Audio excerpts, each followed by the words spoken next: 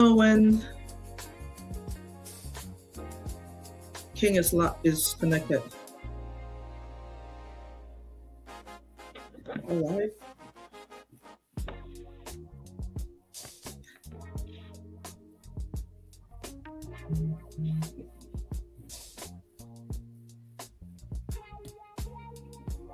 Okay, we're all live. All right, good. So we're getting ready to start. Well,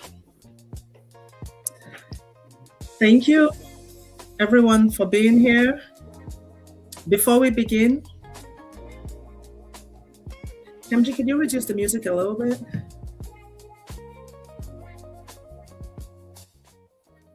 Thank you. All right, so thank you all for coming to Mr. Imhotep's memorial to honor his legacy. Before we begin, I want us to take a moment to acknowledge the land beneath us. And I want to briefly explain why we do a land acknowledgement. We do this because history did not begin with us, and we're standing on the shoulders of giants and the blood and sweat of survivors and resistors. Every land that we stand on, whether in Africa, in the Americas, in Europe, in Asia, or elsewhere, holds memory, it holds blood, it holds a story. We acknowledge that the wealth of many nations was built on extraction of land, of labor, and of bodies, and of stories. And that many of us in the diaspora are here because our ancestors were trafficked, or our lands were pillaged, and our economies destabilized by modern imperialism. Many of us are gathered tonight from lands that were stolen, from lands that were colonized, from lands where indigenous people were displaced or erased, or renamed or subjugated or silenced. And because Mr. Imhotep's life work was about correcting historical distortion, it would be incomplete for us to gather without acknowledging the histories beneath our feet. Land acknowledgement is a reminder that identity and history matter, and that truth begins with naming what was taken. For me, I live in San Diego, which is the unceded territory of the Kumaya people. But I'm currently tuning in from Houston, Texas, which is the ancestral land and unceded territory of the Karankawa, Sana, and Atakapata people. If you know whose ancestral land you stand on today, please write their names in the comments. If you don't know, you can find it on the website www.native-land.ca. www.native-land.ca. If you know it, just put the names in the chat. So tonight, wherever we're joining from, we pause to honor the indigenous peoples of those lands, the ancestors who walked them long before modern borders, those who resisted colonization and slavery, those who survived it, and those who did not survive it. We honor stolen lands, we honor colonized lands, we honor ancestral lands, we honor those whose histories were distorted, suppressed, or rewritten. And in that spirit, we gather tonight not only to mourn a man, but to honor someone who dedicated his life to correcting historical theft and restoring historical memory.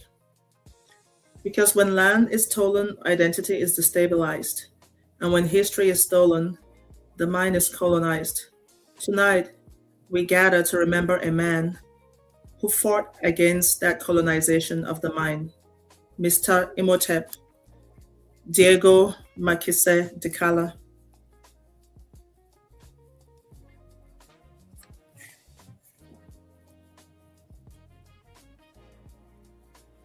All right, so Christelle, were you going to do a quick translation for the family? Good evening from my side too. Bonjour à tous, ou bien bonsoir. Je vais essayer de manière succincte de traduire ce que Seche a dit. Donc, il s'agit tout premièrement de pouvoir reconnaître que toute vie vient commence là où on vit et de reconnaître que ce sont des terres ancestrales à des personnes et de pouvoir se souvenir de cela. Nous nous rencontrons aujourd'hui pour commémorer la mémoire de quelqu'un qui s'est battu pour la vérité, pour restaurer l'authenticité de notre histoire, celle de l'Afrique, celle des enfants de la diaspora qui ont été trafiqués et qui aujourd'hui, malgré tout, euh, font ou bien sont de manière intégrale partie de ces pays où ils ont été amenés de force. Et euh, il s'agit de se libérer de ces chaînes qui sont malheureusement dues à une histoire tronquée. Et dans ce cadre-là, Monsieur Imhotep euh, a joué ou bien fait partie des personnes qui jouent un rôle central. Parce qu'il a refusé le mensonge, il a travaillé pour la décolonisation des pensées, euh, il a vraiment toujours eu pour focus de rétablir la vérité telle qu'elle est, sans embâche, sans peur, sans crainte aucune. Donc, nous sommes là pour honorer la mémoire de Monsieur Imhotep, que la famille et ses amis connaissent sous le nom de Diego David Makisei Dikala. Donc, c'est ce que nous allons faire ce soir et nous sommes heureux de vous avoir parmi là. Si vous savez comment s'appellent les personnes originelles des terres sur lesquelles vous vous trouvez aujourd'hui, vous pouvez les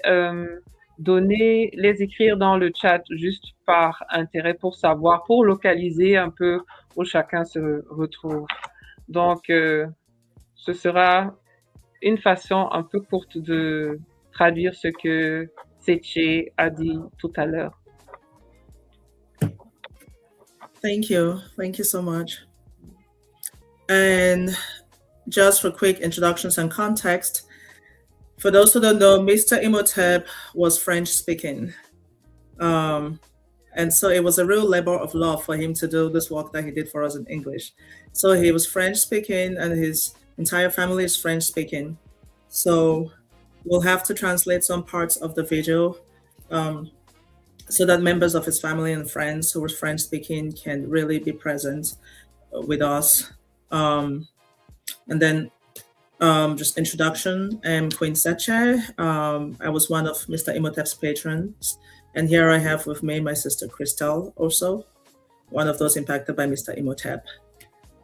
All right, so thank you all, family and friends, for being here. Thank you for making the time. Thank you for showing up, not just for an event, but to celebrate a legacy. Tonight is not easy. On September 29, 2024, Diego Makisei Dikala, affectionately known to many of us as Mr. Imhotep, passed away suddenly. He was only 34 years old. He was too young, he was too brilliant, and he was too necessary for our society right now. But so here we are gathering tonight to honor a brother, a thinker, a builder, a truth teller, and somebody who gave over a decade of his life restoring African historical consciousness and recentering our narrative. So I just want to briefly share how this video came about. When I first heard of Mr. Imhotep's passing through his Patreon, a post was made in the community. I assumed there was going to be a large community memorial because of the impact of his work. I thought something was already organized, but I didn't find anything, and it dawned on me that all of us consumers of this kind of content were not necessarily very connected. And I thought for someone who had as much impact as Mr. Imhotep, his death shouldn't go quietly. We need to organize something to really collectively honor his memory. So I reached out to a few content creators, and thankfully Brother King's Monologue and Trio Black and Camjiverse that helped put me in contact with some members in this community, and we formed a very small team, you know, um, to help with this planning to ensure that we really honor our brother like he deserves and ensure the continuity of this work. So I know for some of you, this still feels unreal. And for some of you, this might even still be the first time you're hearing about his passing. And that speaks to an important challenge that we're facing. Although his impact was quite global, because of the circumstances surrounding his unexpected passing and the challenges with accessing his platforms, we couldn't spread the news the way we would have loved for it to be spread. So many people still don't know. That's why today we're asking you not just to attend, but also to carry this forward. Please share the news of his passing. Also share the vigil, right? If you have friends or contacts who were impacted by his work, you could text them right now the link to the live and have them join us. We could also share part 2 because there will be a part 2, which will be more of the community healing part. You could share that with them. And Kamji is going to put in the chat right now the link to register for part 2. Part 2, you'd have to register ahead of time because that would be more of a community healing space. It wouldn't be a one-way broadcast. It would be all of us together. Also, we'd love for you to share the fundraiser that has been created to help the family regain control of his accounts and secure his digital archives and protect his intellectual property and continue the work that he dedicated his life to building.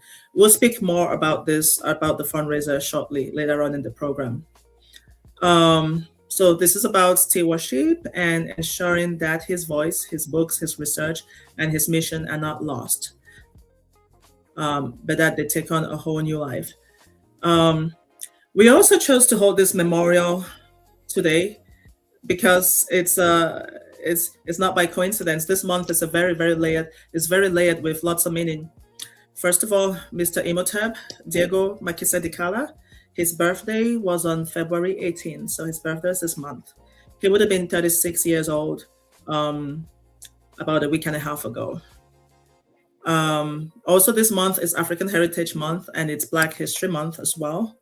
So there is something very befitting about honoring a man who dedicated his life to restoring African history during a time that the world pauses, even if just for a little bit, to reflect on Black history.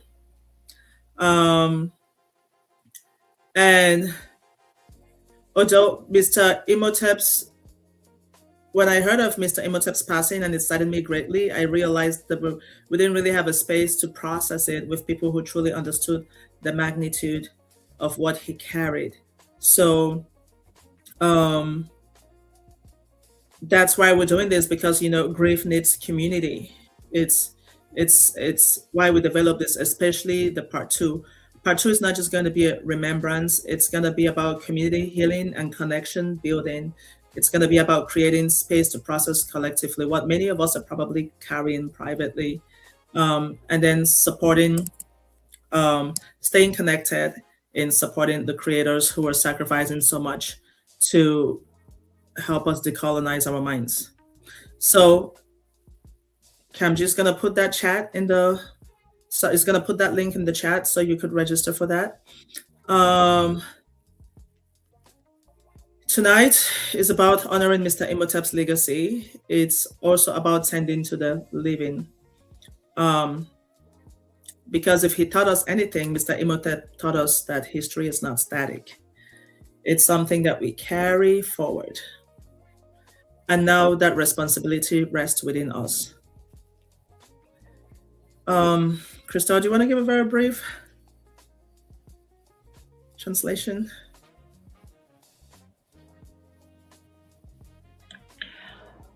De manière succincte, Sechi raconte les circonstances dans lesquelles elle apprend que Monsieur Imhotep nous a quittés. C'était pas une information qui avait été divulguée, elle s'était juste rendue compte qu'il n'était vraiment plus présent sur certaines de ces plateformes. Et elle s'est donc mise à la recherche, et c'est donc là qu'elle a pris contact avec la famille et qu'elle a appris la nouvelle elle s'était dit que comme il avait un nombre important d'abonnés, il y aurait quand même eu une espèce de commémoration, du moins que les gens dans la communauté soient informés. Elle s'est rendue rapidement compte que c'est pas le cas. Et avec un groupe d'influenceurs qui dédient leur temps et leurs énergies à rétablir l'histoire véritable des Noirs au travers du monde, de l'Afrique.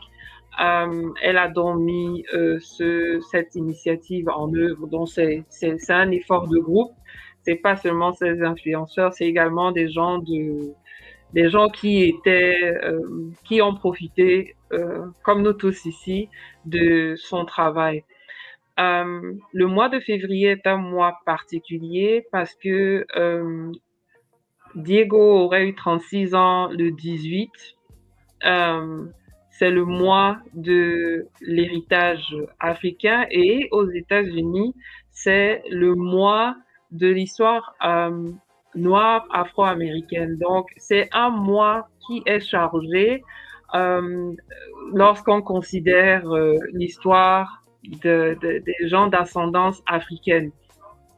Et c'est d'autant plus important de le célébrer, enfin de commémorer sa mémoire ce mois de février, parce que justement, lui, il travaillait de manière acharnée à rétablir les faits historiques tels qu'ils étaient, à décoloniser les pensées et à permettre vraiment aux gens de se connecter, d'avoir une continuité dans leur histoire, en empêchant de, de divulguer ou bien de propager une propagande historique qui n'est pas correcte. Donc, en gros, c'est ce que Séché a dit. Il s'agit vraiment de le faire maintenant ensemble, en tant que communauté, de grandir ensemble, de dire au revoir ensemble. Il y aura une partie 2 dans 3 semaines. Nous allons mettre le lien euh, dans la barre d'information et ce sera là l'occasion pour tout le monde, enfin pour ceux qui sont intéressés, de créer des connexions et de s'assurer que chacun a vraiment la possibilité de travailler cette perte, mais au-delà de là, franchement, de créer des connexions entre ces influenceurs qui font ce travail magnifique et les gens de la communauté qui en profitent pour divulguer les informations et le message. Pour ceux qui ne sont pas au courant, ou bien qui n'étaient pas au courant que M. Imhotep nous a quittés, s'il vous plaît, profitez maintenant pour envoyer le lien de ce stream pour que ceux qui ne sont pas au courant puissent participer. N'hésitez pas à propager la nouvelle parce que, évidemment, on se rend compte que beaucoup de personnes n'étaient pas informées de son décès. No, that will be it for my part. Thank you. And finally, I want to say to his family who is here tonight, we thank you. We know that this journey has been triggering, revisiting his work, reading his words, all the things we've made you go through, you know, in order to collaborate with us. That takes courage. And we commend your bravery for staying with the process. And we hope that tonight contributes, even in a small way, to some healing for you. Mr. Imhotep was not just a content creator, he was, in his own words, a voice in the desert. He walked before it was popular, before there was AI, before there was monetization, before there was any applause. And so tonight we gather not just to mourn a death, but to honor a mission. For now, we gather to remember.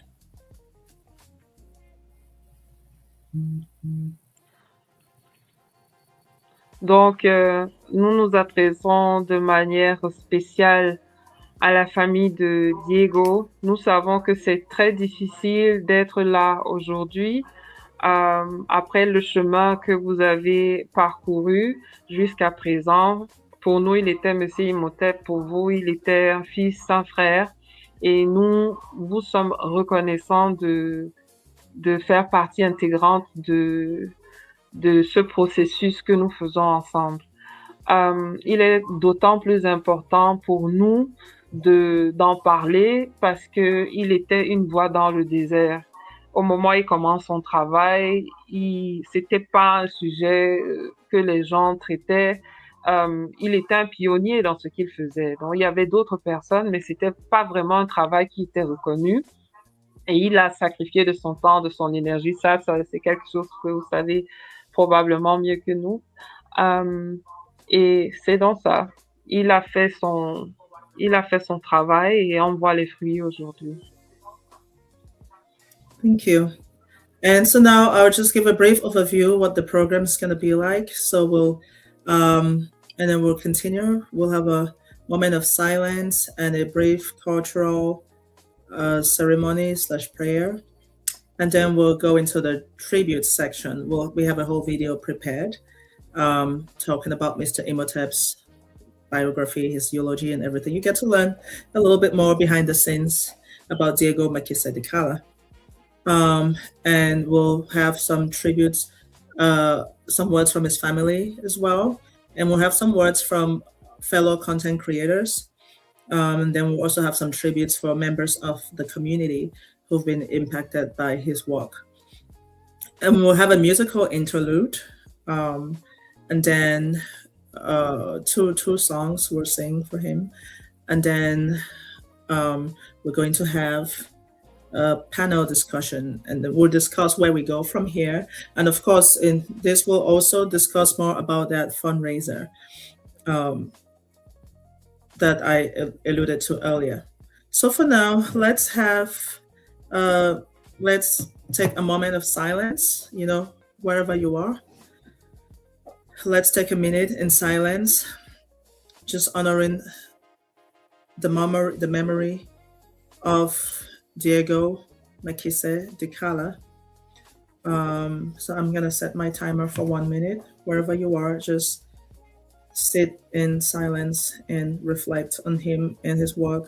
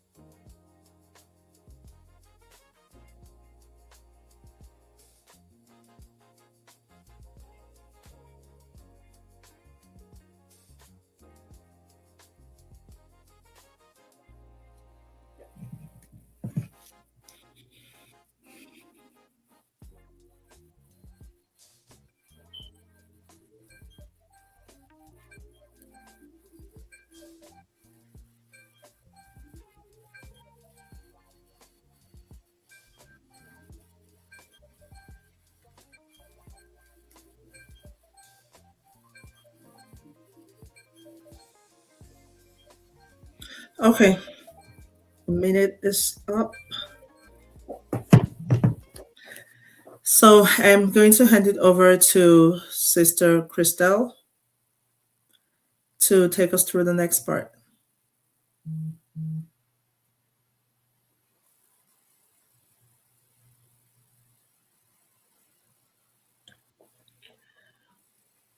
So, good evening again.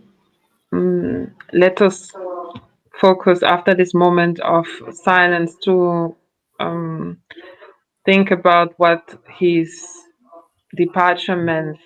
We gather today with full hearts to honor the life of our brother and son, Diego David Makisedi Kala.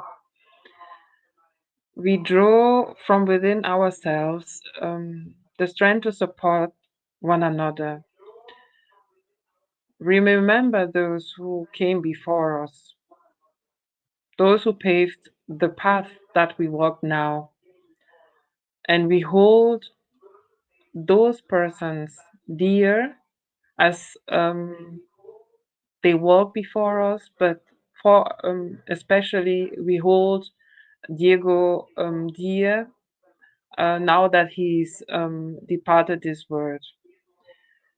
We should try to be sincere and hopeful in this moment. He left us, but we hold the hope that his life will be remembered with love. We do not wish that his shortcomings be forgotten. They are the mark he left on this world.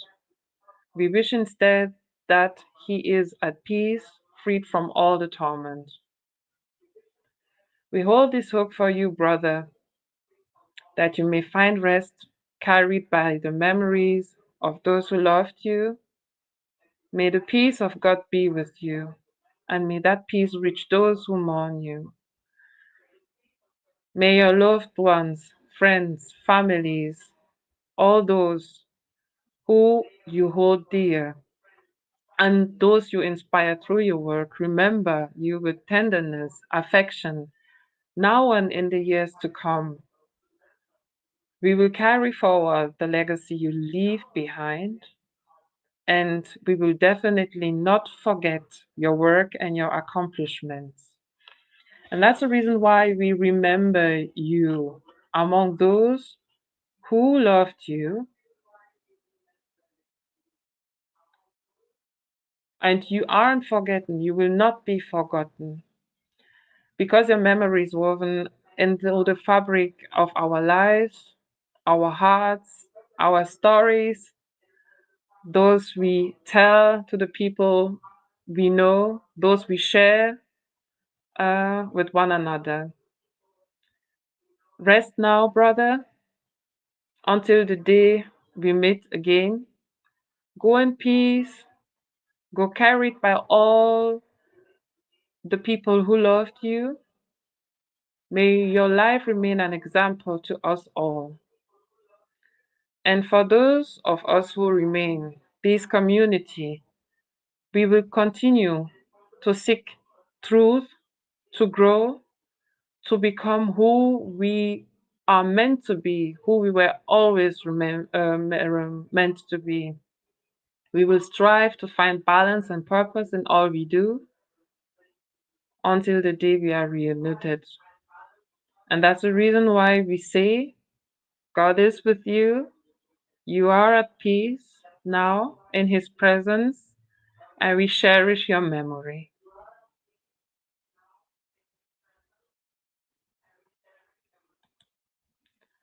Donc, je vais essayer de le traduire en français également. Nous sommes réunis aussi aujourd'hui de plein cœur pour honorer la vie de notre frère et fils, Diego David Makise Dikala.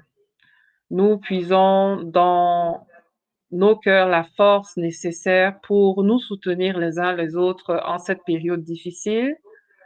Nous n'oublions pas ceux qui nous ont précédés et qui ont tracé le chemin que nous empruntons maintenant. Et nous gardons Diego dans nos cœurs alors qu'il commence ce voyage hors de ce monde. Nous devons faire des efforts d'être sincères et pleins de douceur ensemble en cette période difficile. Diego, tu nous as quittés, mais nous espérons néanmoins que la vie que tu as vécue, que les gens s'en souviennent avec tendresse et amour. Nous ne souhaitons pas que tes manquements soient oubliés, ils sont l'empreinte même que tu as laissée dans ce monde. Nous souhaitons plutôt que tu sois en paix, libéré de tout tourment.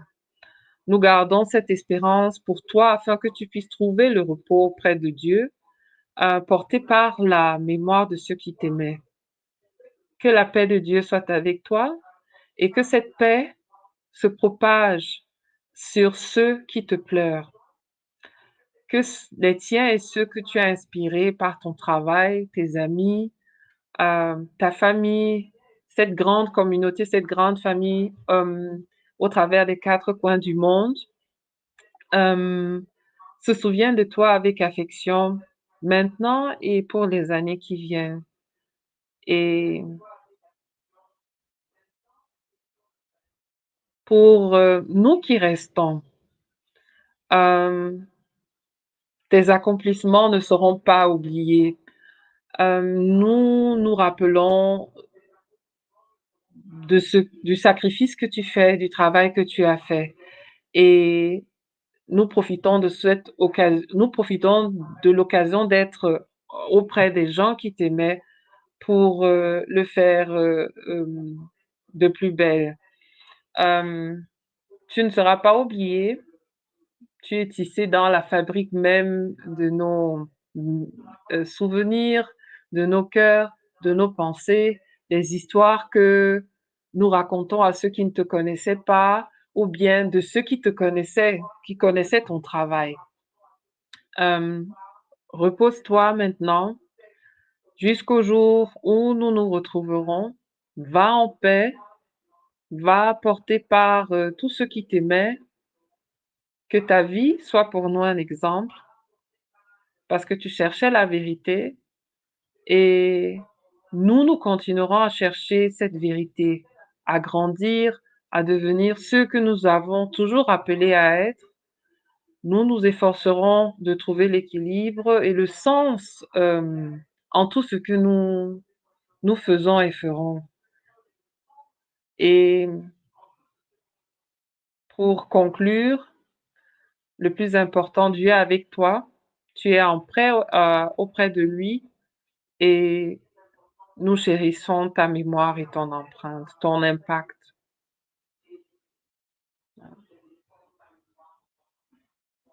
I would. I'm done. Sorry, I didn't realize I was muted. Thank you. Thank you very much, Sister Crystal. That was very touching. Thank you for that touching prayer, that touching tribute. I'm sure his soul must feel it wherever he is. So I would love for you to go ahead and talk to us about the fundraiser for the Legacy Fund, whose link it is we see at the banner of the stream. There's a link there to the fundraiser. Can you go ahead and talk about it, Sister Christel?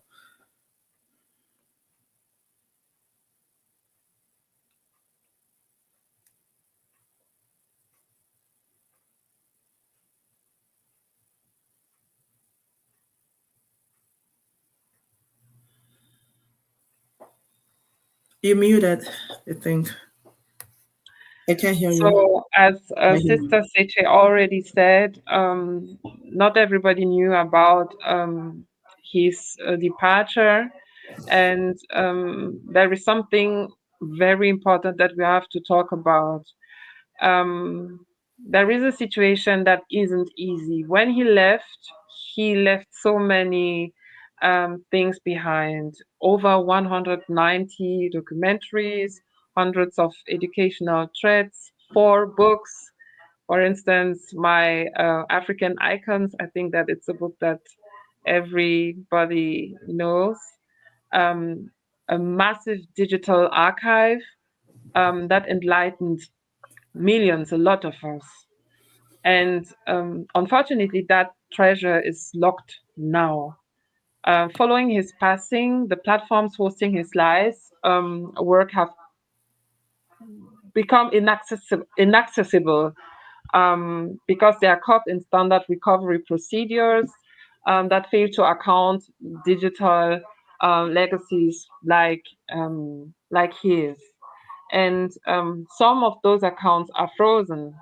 Part of his work remains out of reach and is at risk, and we are at risk of losing more, unfortunately. What we aim with the campaign we are starting is to support Mr. Imhotep's family by funding the transfer of his digital archive, preserving free public access to his work, and easing the financial strain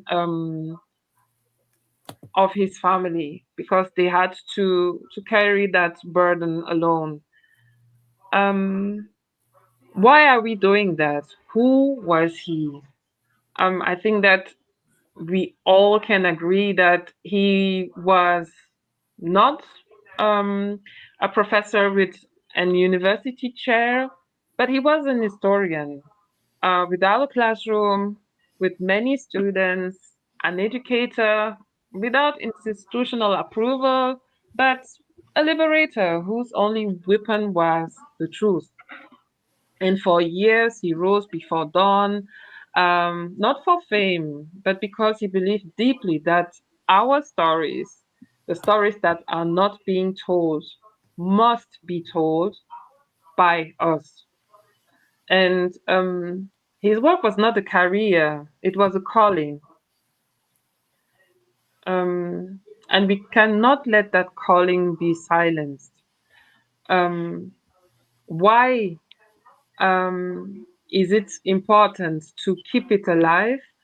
Um, it's important to know what he built, no? Precisely to know what he did.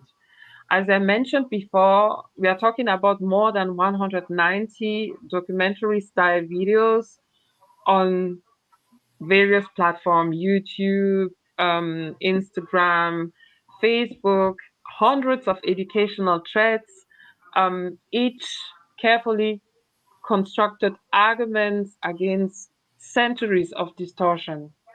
He debunked historians, journalists, and trolls alike. I think that we have a few names in mind. Um, Never losing his composure, never abandoning facts for fury. He remained calm, precise, lethal. He wrote 4 books, um, and as I said before, there is this massive free digital archive that is accessible at no cost for African or people from African descent who have an internet connection. What he did too was to inspire an entire generation of creators. Um, he didn't just teach history, he taught how to teach that history. Why he taught why precision was political, why context is crucial, why our stories cannot be left for others to tell. I mean, we didn't have a good experience with that till now. So, what did he restore for us? He understood genuinely that our story cannot be told in fragments. It is a continuum. It's something that has to be told in continuity. There is not a period that one can take to start talking about Africans, African descendant Black people around the world, because that would be equivalent to lying. He walked us through the gates of Kemet. He reminded us fact after fact, source after source, that the Kemetians were not mysterious strangers to their own continent. They were our Black African ancestors. He traced the threads from Kemet to Kush, revealing that both civilizations, like many others before, but making it spreading this information, that these two civilizations share the same origin. That the kingdom of Kush, um, whose pharaohs ruled from Napata to Teb, whose pyramids rose in Nubian glory, while Rome was still a village of mud huts, is important. He unearthed the mathematical genius of Timbuktu scholars projecting their manuscripts. So we could see with our own eyes that African minds map the stars while libraries um, elsewhere slept. Um, he did so much for us that it is important to remind those who came before him. He didn't just start talking about it without having any kind of source. There are names like Sheikh Anta Diop, for instance, that we know. Teofilo Benga, who did a lot. Um, exactly. So what can we do now to save that legacy? There are many ways to support that particular effort. The financial contribution, every gift, whether modest or substantial, brings us closer to unlocking the accounts that aren't accessible, and to preserve the work that he's done for the future generation. Please share this campaign widely. Don't hesitate. As we said, we sent the link. Just spread it. Tell it to those who don't know. Amplify the message, and honor him in your own way. No, like a candle, prayers. Ask God to guide this fight. We are a small group of people, as we said before, family, content creators, or members of this continuity community, um, who thirsts for knowledge, for the knowledge he had, and we cannot and we will not let his family fight alone. Um, Mr. Imhotep didn't have a Nobel Prize. He didn't have a prestigious chair, chair at a prestigious university. Sorry. He didn't have mainstream recognition from institutions that spent centuries denying the truth, but he received something much more greater, our gratitude and the respect of all the Black people worldwide. And we all say the same thing. Um, we say thank you for showing us who we are. Um, we know that. Sorry, I'm It's emotional a little okay. bit. It's Um, I'm sorry. I need it's to okay. gather myself a little bit. Sorry. Um, yes. He showed us. He showed us who we are, and we are thankful for that. Um, he Thank you. lived a life of truth, and he. We must continue to carry the torch. We cannot let the status quo. Um, we have to invest in our collective memory. We are not mourning passively. We are fighting actively the way he taught us, argument after argument, source after source, with calm but with precision. And it is important to do it, because if we don't act now, um, that what he did may not be accessible for generation to come. Kids in the future will watch his documentaries, they will read his threads, they will read his books, and they will be able to see themselves as what they are. And they will hopefully be proud of their history and from where they come from. Um, Children kissed by the sun, children proud to be Black, and children thankful for their heritage. That is his legacy, and defending that legacy is our mission. So, the most important question now is to know if you will join the fight, and we really hope you do. So, Thank you. Thank you so much, Sister Christelle, for that. Yeah, it's not been an easy journey, and we hope you all will join us and the family to keep this legacy alive, continue this work. Um, Thank you. Crystal, can you just take like 30 seconds and talk about the fundraiser in French? Just don't talk about Mr. Imhotep, just the fundraiser. This is where you Yes, go. yes, This is what it yes. is. Because we're, Um, thank you. donc, vais essayer de le faire de manière un plus succincte. Je m'excuse que les traductions en français soient courtes.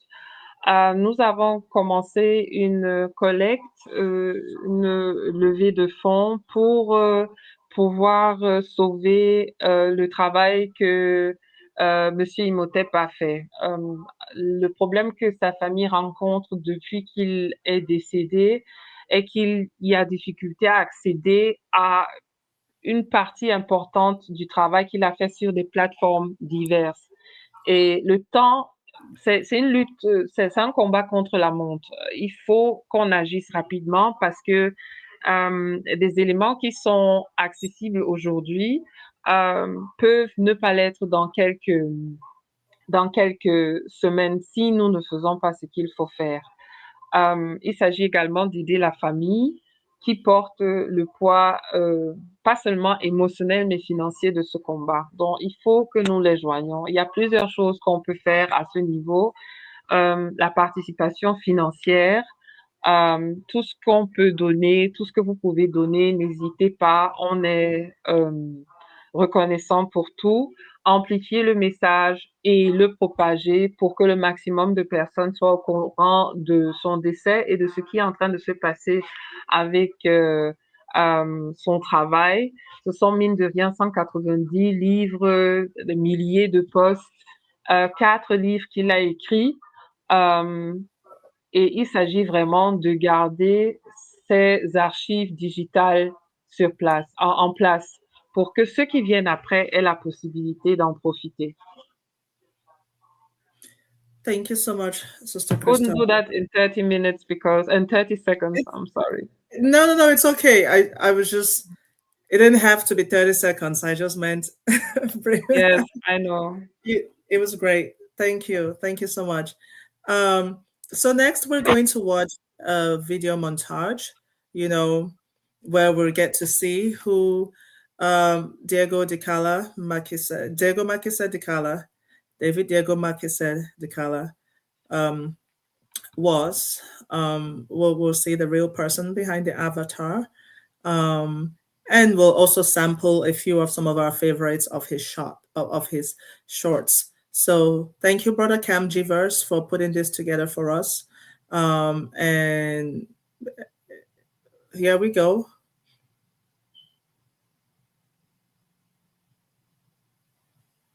Sister Christelle, if you can just translate what we're about to do.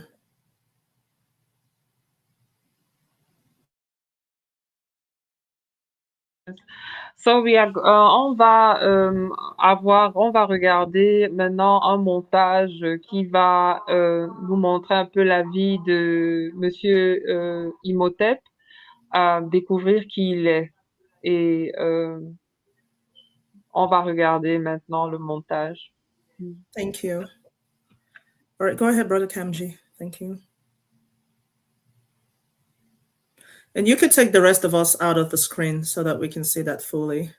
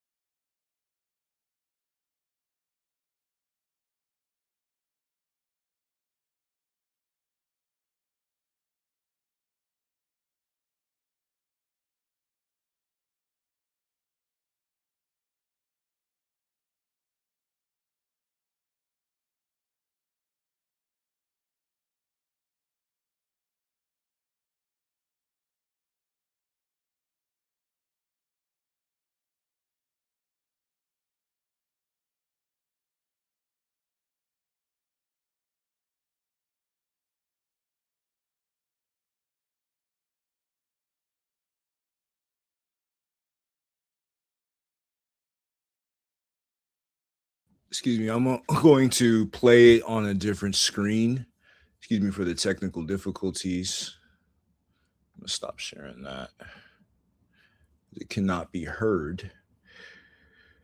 But we will get that squared away. Appreciate everybody for being here. I'm going to have to get it on a different screen. Actually, hold on a second. Let me remove this off screen. I may have share screen. See the tab audio is in here. In the Democrat. Can you? I think I just heard something, but it stopped. It's playing on my screen, but I'm gonna try to play it from a different window. Excuse me. I'm gonna try to get it on so that you could hear it in its full totality.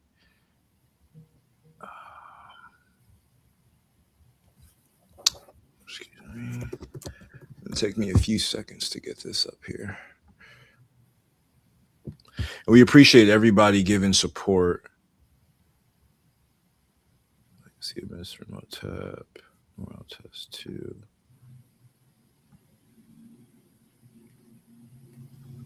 Make sure that this is good to go. All right. Okay. So make it here, there.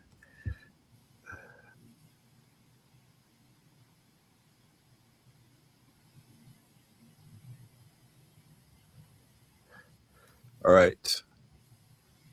Boom.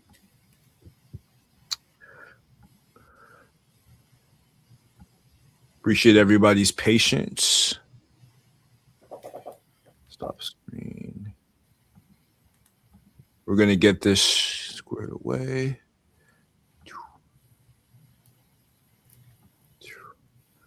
So everybody should be able to see this.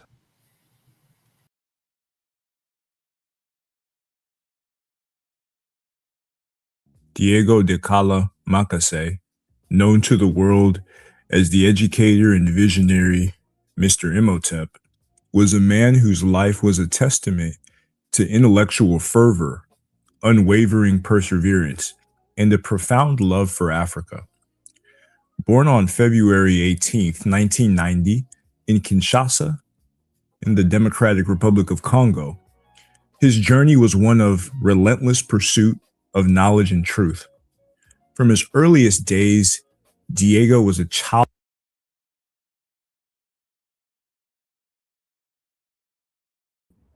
Someone is saying that they can't see it on my channel. To make sure that the people live can see it. It's showing that you can on the channel. Yeah, it's showing that you can see it on the channel. So for anybody, excuse me, for anybody listening on Comgyverse, okay, saying it's all good.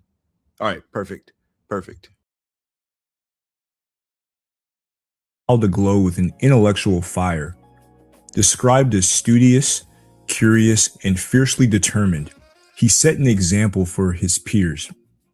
His competitive spirit was not about defeating others, but about outdoing himself. A telling childhood anecdote recounts his friendly academic rivalry with his cousin. They would constantly fight for the title of first in class. So driven was Diego that being in second place troubled him, leading him to pledge to his father to redouble his efforts, a promise he kept. This early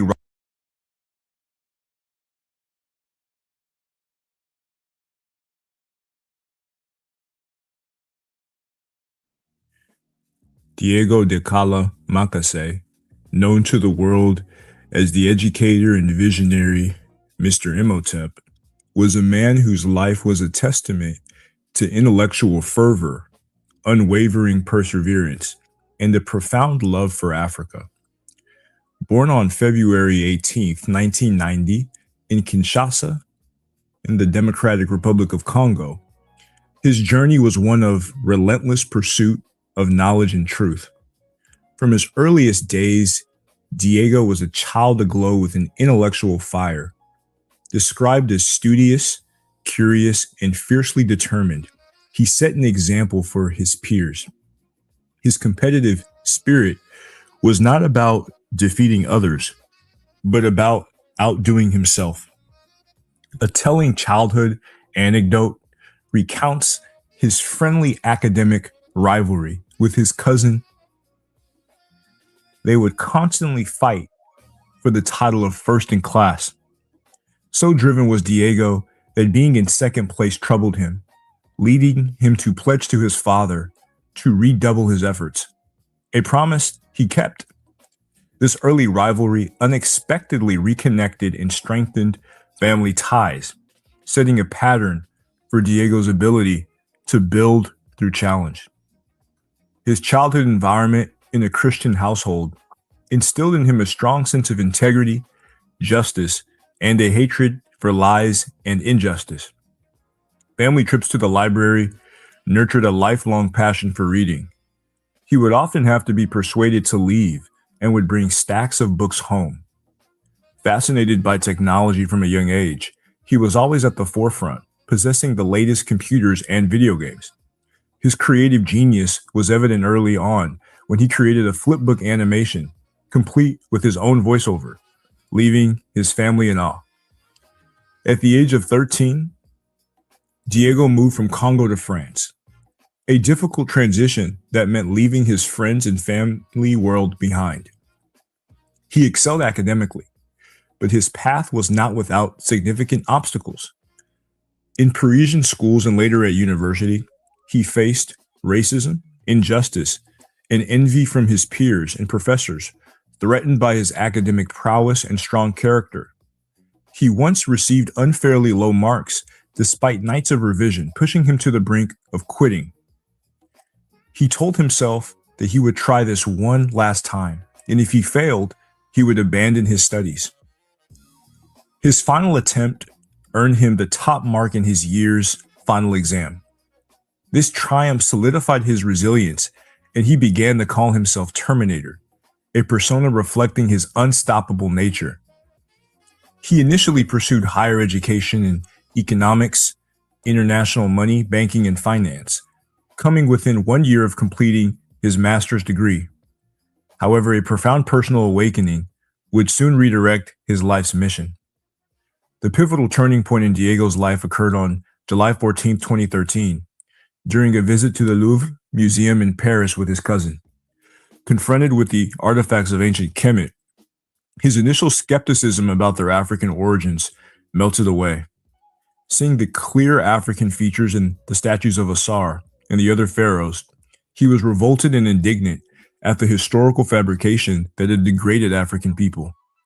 He erupted with passion, instructing his cousin to film the evidence, exclaiming, "We have to show this to people. I didn't know that."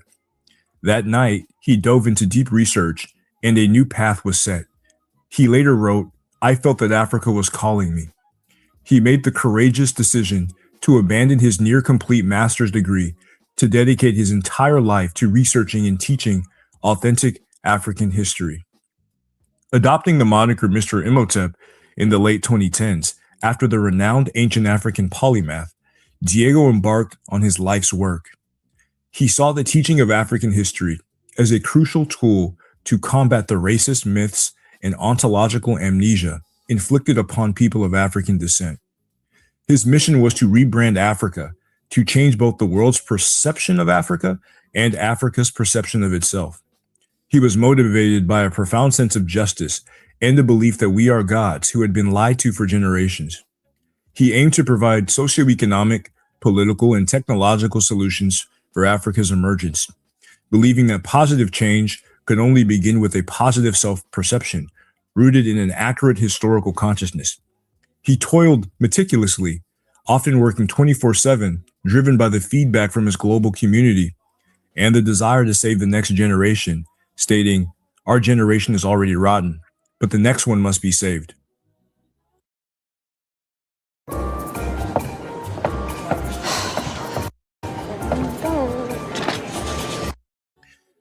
Behind the serious scholar was a man of great warmth, humor, and diverse interest. Diego was a loving and protecting brother, a confidant, and a coach who always sought to bring out the best in his family and friends.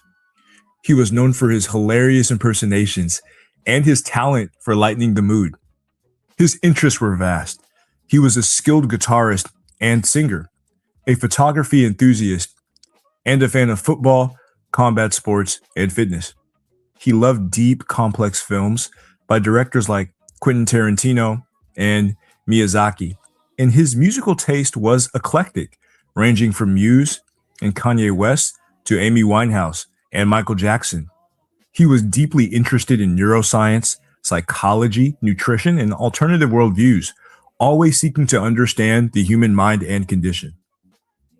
Feeling constrained and stifled by the racism he experienced in France, Diego sought freedom and new perspectives in Asia. He traveled to Vietnam, where he continued his work with his characteristic dedication. Tragically, his journey was cut short, and he passed away in 2024 at the age of 34. Diego Macasi's legacy is immense. Through his videos, social media posts, and his series of children's books, Musicons Africains, he touched millions of lives.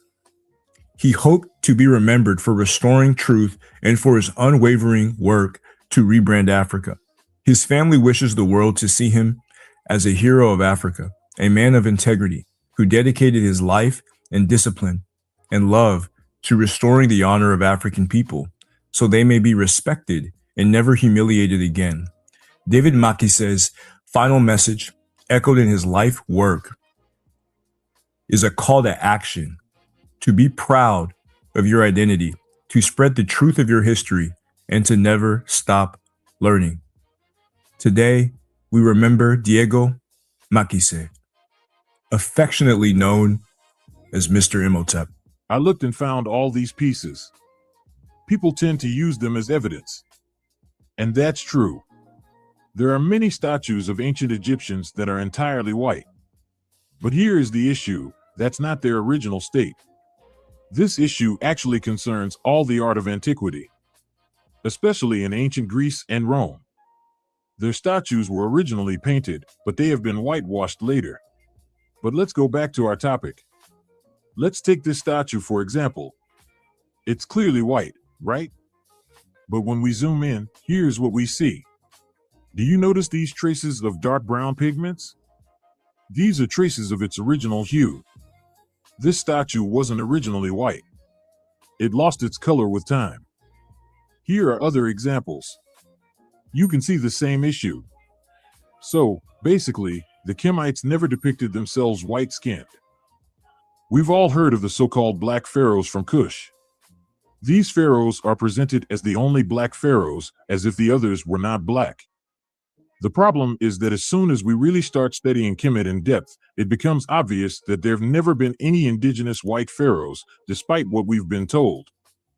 However, when looking at ancient Egyptian art, it's obvious that a great majority, if not all, of the pharaohs and the majority of their people were dark-skinned, and I can support that statement with these images.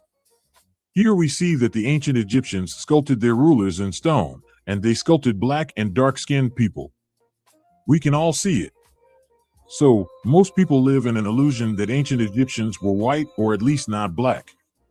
In the excerpt, Meta challenged me to prove things to him, while he shows no evidence of the opposite.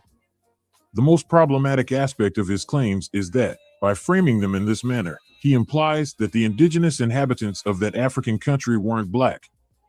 This creates the false impression that Kemet was a multiracial civilization with modern Europeans, Arabs, Indians, and then a minority of black people. It suggests that black Egyptians were merely one among several groups in a civilization that belonged to some mysterious non-black original race. So, every race was indigenous and contributed to the making of that civilization. Thus, he completely inverts the historical narrative. Since he spent nearly 90% of his response video to say that he wasn't a liar, I will assume that it is simply due to a lack of knowledge regarding ancient Egyptian history. Who were the ancient Ethiopians? According to ancient Greeks, Ethiopians were blameless, the tallest and handsomest men. They were the first humans and the first to worship the gods. The gods were so pleased by their piety that they never let them be conquered by foreign nations. They even said that Egyptians were Ethiopian colonists led by King Osiris. Most people believe that it's about this Ethiopia. But this is how Greeks portrayed those Ethiopians. Nothing to do with these Ethiopians. Ethiopian means burnt faces. It designated all black Africans living directly south and west of Egypt. Modern Ethiopia was then known as Axum. When invaded, Egyptians fled to ancient Ethiopia, which is Nubia or Kush. There, they regrouped with their fellow Africans to fight back. No foreign nation had ever conquered the Black Coalition, until King Ezana of Axum, who joined forces with Romans in Egypt, attacked them, creating two fronts. Ethiopia fell, and Ezana proclaimed himself King of Ethiopia. That's how Axum usurped that identity and became known as Ethiopia. Subscribe and activate the bell. What most people don't know about Egypt and Nubia. In the 1960s, the Egyptian government decided to build a dam on the Nile near Aswan.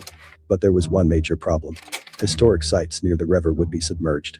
That's why a group of archaeologists led by Dr. Keith C. Seal traveled to Qustul in Nubia to save relics before the flood. What they discovered exceeded their wildest dreams.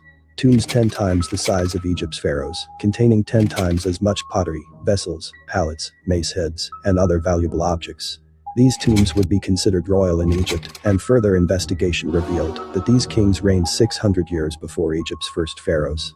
The most important was hundreds of clearly pharaonic images, especially an incense burner depicting all traditional pharaonic symbols like a king wearing the white crown of Upper Egypt. This is the earliest depiction of that crown. It proves that the first pharaohs were Nubians who spread northward, as taught in the Egyptian Edfu texts. You know, some things just fit better when they're shorter. Like your link. This information is hidden because it proves that black Africans created Egypt. Who were the Natufians? Natufians were the original inhabitants of the Middle East. They lived in countries like Israel, Jordan, Syria, Palestine, Turkey, and are known to be the inventors of agriculture 12,500 years ago. That invention triggered the development of first civilizations in all these areas. They are also the first people to make bread. Several biologists like Iosif Lazaridis and Nadine Roland studied their bodies. They found out that the indigenous people from the Middle East had Y chromosomes of African origin, and that they didn't experience Neanderthal admixture. It made them different from all other later populations in the Levant. In other words, they were black African explorers who settled in the area after the last ice age. Their haplogroup, E1b1, is the main haplogroup inside the African continent today. In its original form, it's almost exclusively found among black African populations from countries such as Ghana, Ethiopia, Burkina Faso, Senegal, South Africa, Gambia, Cameroon, Tanzania, and even among some African Americans. So, we can say that Africans invented agriculture. Do you know this mysterious dog breed? They were highly prized not only for their intelligence and athleticism, but also for their unique vocalizations, which is characterized by a lack of barking. Depicted in literature and artwork in Kemet, they were used for hunting and guarding roles. Kemites believed that they had magical abilities, could speak with the gods, and that they had healing properties. As time passed, the true origins of that breed became a mystery. Some experts believed that they had always been native to Egypt. But where did these mysterious dogs truly come from? In the late 1800s, Europeans discovered a new breed of dog in Africa. Locals called them Basenji. After examining them, they noticed a remarkable likeness to dogs seen in Kemetic artwork, but also in cave drawings from as early as 6000 BC all over North Africa. They both had curled tails and prick ears. It was the pharaoh's breed. But something else grabbed their attention. Contrary to their beliefs, the Senjis did not originate in Egypt. They originated in Central Africa, notably the Congo area. Another piece of evidence supporting the connection between Kemet and Inner Africa. Are Egyptologists lying about ancient Egypt? In 2012, Zahi Hawass and the Egyptian government conducted research on Ramses III's mummy. It was the first study of this quality on royal mummies. They discovered that the king was murdered through a plot fomented by one of his wives. The results were widely publicized, but some key details remained hidden. The relationship between the king and a nearby mummy was determined using genetic kinship analyses. The man was Ramses' son. Both were Y-DNA E1b1 carriers, the most common haplogroup in Black Africa. Surprisingly, that info never made the news. Something unusual, since they've been flooding us with studies on non-royal mummies lately. A decade later, Zahi Hawass admitted that the skulls and complexions of Kemites resembled those of Black Africans. The skull looks like African. No, they were dark skinned, but they were not black. But they're not bigger. And we now know he is aware that many Egyptian pharaohs were genetically linked to Black Africans. Regardless, he insists that they were not black. So, yes, experts are lying about Kemet. certainty brings confidence. So how do you get certainty, and what's my number one certainty?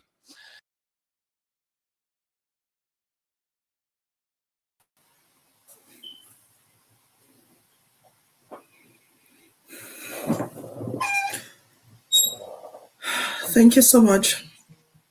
Thank you so much for that, Camjiverse. I hope everyone gets to get a little bit of a behind the scenes picture of what Mr. Imhotep was like. I mean, there's a whole lot more, but I hope you get to get just a little more glimpse. So we're now going to call on his family. We're going to the tributes time, so we'll start with family tributes. That will give us more insights into Mr. Imhotep as well. Tell us what he was like, what all this means to them, and then we'll hear from a couple of creators, and then we'll hear from a couple of community members who've been impacted by him. So why don't we start with Mr. Makise? This is the father of Mr. Imhotep. Mr. Makise, you have the floor.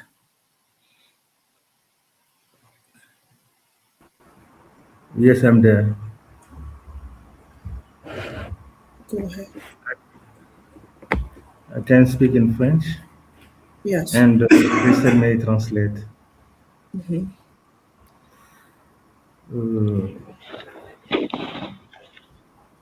Je dirais aujourd'hui, moi et ma famille, nous remercions beaucoup le Seigneur Jésus-Christ, qui est le maître des temps et des circonstances, et qui a permis la journée d'aujourd'hui. Cette journée présente deux aspects pour la famille, pour ma famille, papa, maman et les sœurs, les filles. Premièrement, cette journée, cette réunion, c'est comme si on remuait le couteau dans la plaie. Et deuxièmement, c'est comme s'il y a quelque chose qui nous tenait à la gorge, qui est en train de partir, nous libérer. Certes, Diego nous a marqués dans sa vie par sa simplicité, son humilité, son amour, le sens d'amour et sa détermination. Quand il voulait quelque chose, s'il fallait qu'il ne dorme pas, il le faisait jusqu'à ce qu'il puisse trouver satisfaction.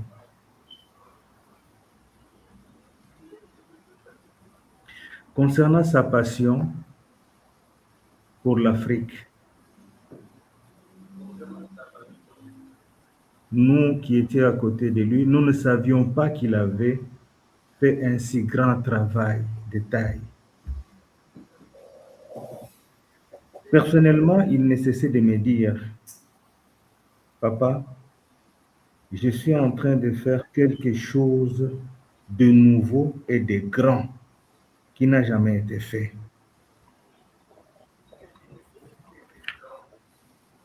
Malheureusement, juste au moment où nous avons commencé à le comprendre, à savoir ce qu'il fait,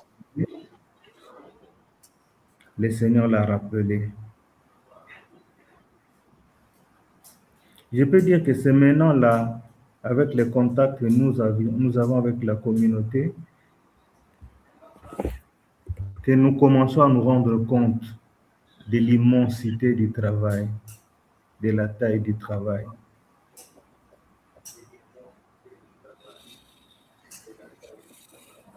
De ses départs, de sa mort à 34 ans, comme on le dit à fleur d'âge, nous ne pouvons dire que, comme Ecclésiaste 3:11 le dit, il fait toutes choses bonnes en son temps. Le Seigneur, il fait toutes choses en son temps. Qu'est-ce que nous pouvons dire? Il est parti. Au nom de la famille, moi, papa, maman et les filles, nous ne cesserons de vous remercier pour le confort, pour l'assistance que vous nous apportez, parce que c'est une plaie et vous nous assistez. Nous ne cesserons surtout de remercier le Seigneur Jésus-Christ qui nous l'a donné comme fils et comme frère. Merci, que le Seigneur vous bénisse. Be blessed. Thanks.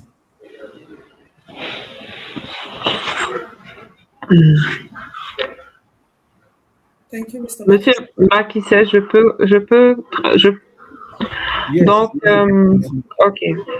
So, Mr. Makisset was saying that today is a particularly difficult day for them because they have the feeling that the thing that was choking them, was holding their breath, is being lifted. They unfortunately have to revive what they have been gone through, but they are thankful for what the community is doing to commemorate his memory. The family didn't really know what he was doing. When they started understanding what he was doing, unfortunately, he died. His father describes him as somebody who was very focused, who never gave up. When he had something to do, it would do it, not thinking about sleeping or eating. He would focus on the task at hand till it's done. But he was humble, very humble. He didn't gloat. He was calm, funny man. He has a lot of humor and other interests. And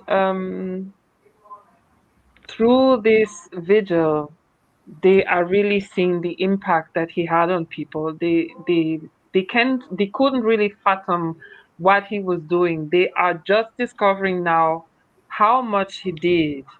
And Diego used to tell him, Father, I'm doing something that has never been done before. I'm doing something big. And they didn't realize it, and they are seeing and discovering it now. The family is thankful for commemorating his memory. They are thankful that by the blessing of Jesus Christ, they had him as a son and brother. They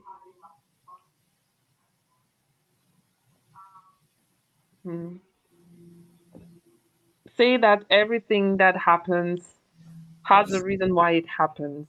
So they believe in God, and if it's the way it should be, there is probably a reason they accept it, but it is a wound that will always be open.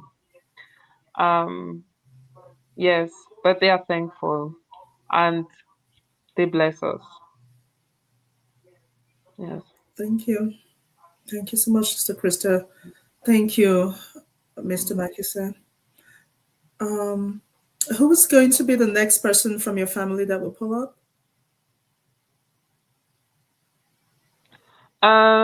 Monsieur Makisset, quelle est la personne qui va prendre la parole du côté de la famille après vous?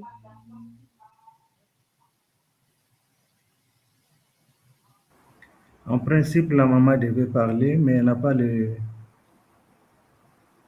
Puisqu'il y avait aussi le Kennedy qui devait parler, Pendant que Kennedy est en train de parler, je vais passer le lien à la maman, comme ça elle peut se connecter et dire quelque chose, s'il vous plaît. S'il vous plaît. S'il vous plaît. Pas de souci. Donc, Kenzie will speak now. The mother is supposed to speak too, but he has to send the link first because she has issues connecting. Okay. Kemji, you can go ahead and bring on Kennedy and take me off.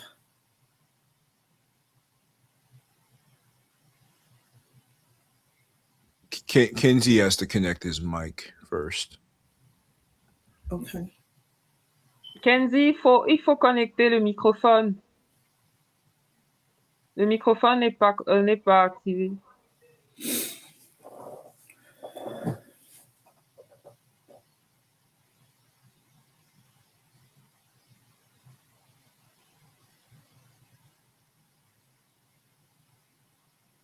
In the meantime, while we're waiting for that, just a reminder that we have a fundraiser going on. You can see in the banner the fundraiser link, and the link has also been pinned in the comments. And also, we have in the comments pinned the link to register for the part 2 of this, which is the community healing. That's the part that wouldn't be a one-way street. It would be all of us in community together. All of us will be talking. If there's too many of us, we'll do breakout rooms and so on. So just a reminder of those two things. We have the legacy fund to support the family going on, and we have registration for part 2, which is going to be on March 21st at the same time. If you can go ahead and translate that while we're waiting for Kennedy. Pour Kenzie, il faut aller round 3.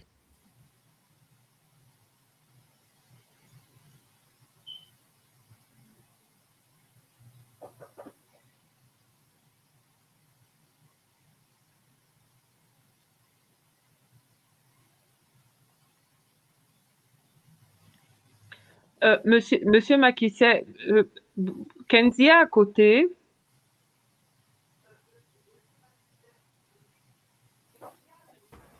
Non, non, il n'est pas à côté de moi, mais je l'ai vu là. Okay. Kamji verse, I don't know. He says that she's connected.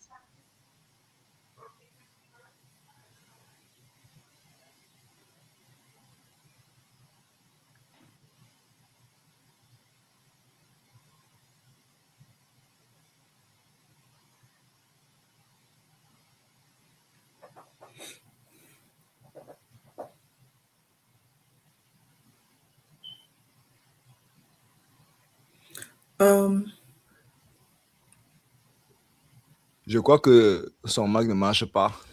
Parce que il est... Attends.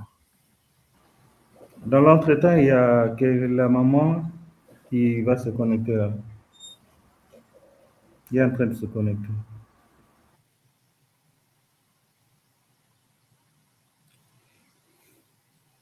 Because right now with Kenzie, it says not connected. So maybe it's not, he disconnected his mic or something like that.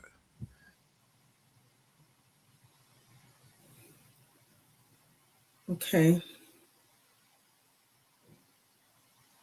Is Mama Nicole ready?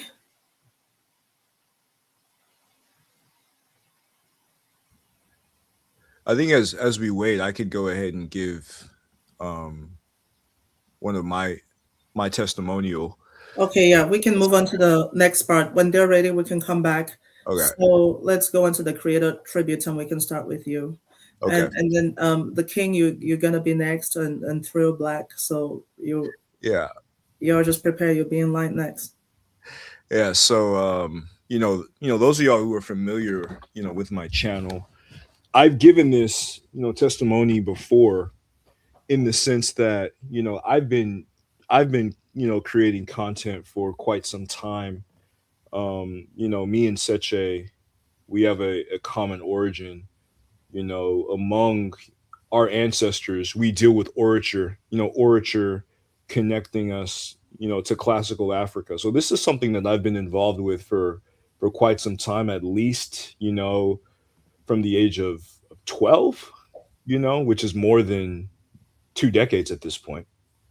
But you know, I was a creator that considered quitting content creation because those of y'all who do know this and who are aware of what it takes, there's a lot of barriers, resistance, tension, with respect to family, with respect to individuals who doubt, right? Even the idea that Kemet is a black civilization, there's a lot of scrutiny and doubt with respect to that.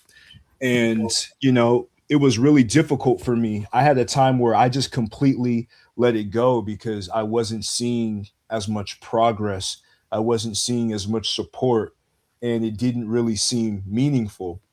But it was seeing Diego's videos that really sparked inspiration for me to continue forward, and just to continue just the work that needed to be done.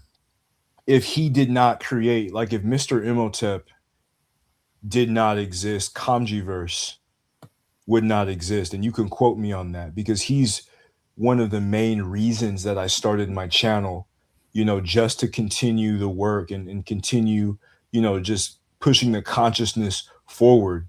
So like it's really difficult to put into words his level of impact because he was primarily a French speaker, in the Francophone world, but he gave a lot of, dedication to putting out content in English. He also had a big impact in the Lusophone world or the Portuguese speaking world from Brazil to Angola, Mozambique. And I would put him in, the pantheon as a digital version of Sheikh Anta Diop because his legacy and his indelible impact and his memory will never, ever, ever be forgotten. We're going to continue to do work to be able to, enshrine his name, with the great ancestors. We know that, he's in paradise right now. And, here, on this earth, we're going to do everything in our power to support the family, to contribute, to this fund and to make sure that, none of his work ever falls in vain. And for me, that's probably the most humble, you know, testimony that I can give. But in all, this whole, you know, memorial and celebration, there's a lot of emotions, because some of us here, especially the family, they may feel as if, you know, the son, the brother, the cousin, the friend, the compatriot is lost. But as I said before, we're going to make sure that we redouble our efforts and make sure that nothing that he did is in vain and everything that he wanted is come or is manifested into fruition. Excuse me. I'm really holding back right now. But everything, everything that he did, everything, every single video, every single voiceover, every single script, every single text, every single work is pushed forward, for our progeny and just for the grace and the integrity and the glory of Africa. So with that, I'm gonna leave the mic open for the good brothers Trill and King. Crystal, can you translate that a little first before we go to the next brothers? Donc, nous avons Kamjiverse qui vient de parler, c'est l'hôte de ce stream. Il dit de manière quintessentielle que si il n'y avait pas eu Monsieur Imhotep, il n'aurait pas été là parce que de manière quasiment littérale, c'est lui qui lui a donné la force et la motivation de faire ce qu'il fait. Il avait déjà commencé, il l'avait abandonné, mais en voyant Monsieur Imhotep faire ce travail-là, ça lui a directement donné du courage. Et s'il n'avait pas été là, lui, en tant qu'influenceur, il n'aurait pas été là non plus. il le compare un peu à l'historien Cheikh Anta Diop dans la version digitale parce que ce qu'il a fait était important et il promet que rien de ce qu'il a fait ne sera perdu. Chaque post qu'il a fait, chaque vidéo qu'il a fait, chaque commentaire qu'il a fait, tout ce qu'il a fait pour euh, la prospérité euh, ne sera pas perdu. Et qu'il s'agit aujourd'hui pour nous tous de continuer cette œuvre, que la famille, certes, a perdu un fils, un frère, un cousin, un ami, un compatriote, mais qu'il représente beaucoup plus pour cette communauté. Donc, c'est à cause de ça que la promesse de préserver son travail, il la réitère. Yeah. Couldn't translate everything, the emotions, but I think that they got it. It's okay. Thank you so much. Trill, do you want to go next? Yeah. Can you hear me? Am I loud and clear? Yes, you're loud and clear. Okay. What can be said that's not already been said? This man, this individual that we're here to celebrate and to remember, I can confidently say that as far as things I was seeing on the internet go, it was his work that really pushed me to get my channel going. It was his stuff that I first saw when I was looking into into the story of people like myself, my people, and people who look like me. It was Mr. Imhotep that came up and whose work I fell in love with first. And I could never imagine that we'd be doing this today. But here we are. His legacy really is, you can't you can't overstate it. His work will resound. It will echo. And someone, I think Sister Crystal already said it tonight. And it is a legacy, and it's the legacy that Black children are out here and are going to be proud to be Black for the rest of their lives because of Mr. Imhotep's work. I know it's painful. It's always painful when you lose a loved one. And I think up till now, if I'm honest, it's kind of been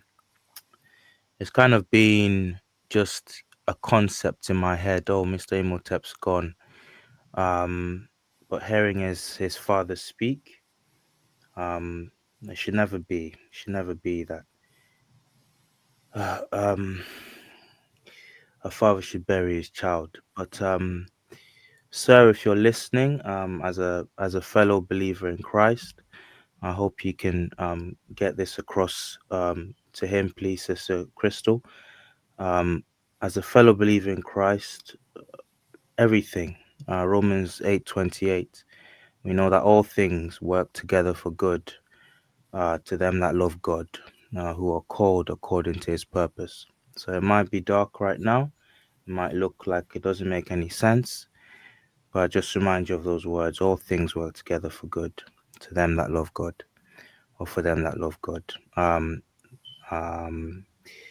Yeah, what else can I say? Mr. Imhotep, he was a great, and his legacy will live on. It will live on. It was worth it, sir. Your son's work was worth it. I can understand why, as someone that does this myself, I can understand why he kind of kept it hidden. That's something that we struggle with. It's okay for everyone else to talk about their history. But when Black people start to talk about their history and their greatness and things that people that look like them did in the past, then everybody starts to get funny and starts to look nervous.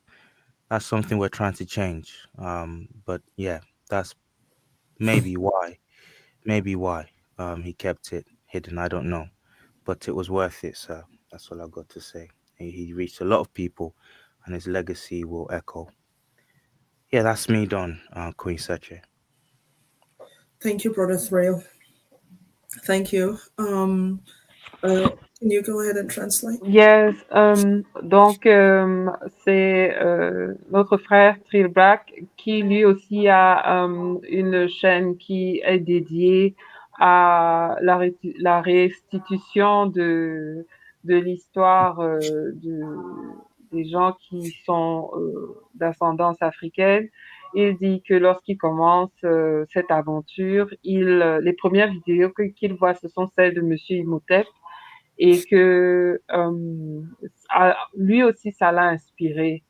Il dit que il fait partie des plus grands, qu'il a toute son admiration et que le sacrifice qu'il a fait en valait la peine. Qu'il a travaillé de telle sorte que les enfants de couleur noire partout dans le monde sont fiers d'être noirs parce qu'ils connaissent leur histoire. Que malheureusement, ceux qui sont engagés dans ce travail, ils ont tendance à ne pas toujours divulguer avec leur famille ce qu'ils font. Il y a toujours cette hésitation à en parler, qu'ils comprennent parfaitement que, bon, ce soit maintenant que vous, la famille, vous découvriez l'ampleur de son travail. Mais qu'en tant que chrétien, il est chrétien, il dit que il se réfère à Romains 8, verset 31, que tous ceux qui mettent leur foi et leur amour en Dieu seront supportés. Donc, c'est ça. Oui. Yeah. I hope I did it justice, but I think that, yeah. Thank you, Sister Crystal. Thank you. Next, we'll bring Kenzie on. It looks like Kenzie and Mama Nicole are ready.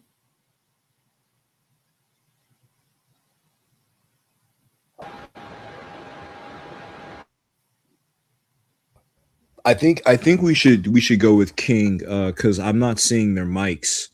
Oh yeah, I think Kenzie. Okay, Kenzie just came available, but I think we should go with King first before we move on to Madame Nicole and Kenzie.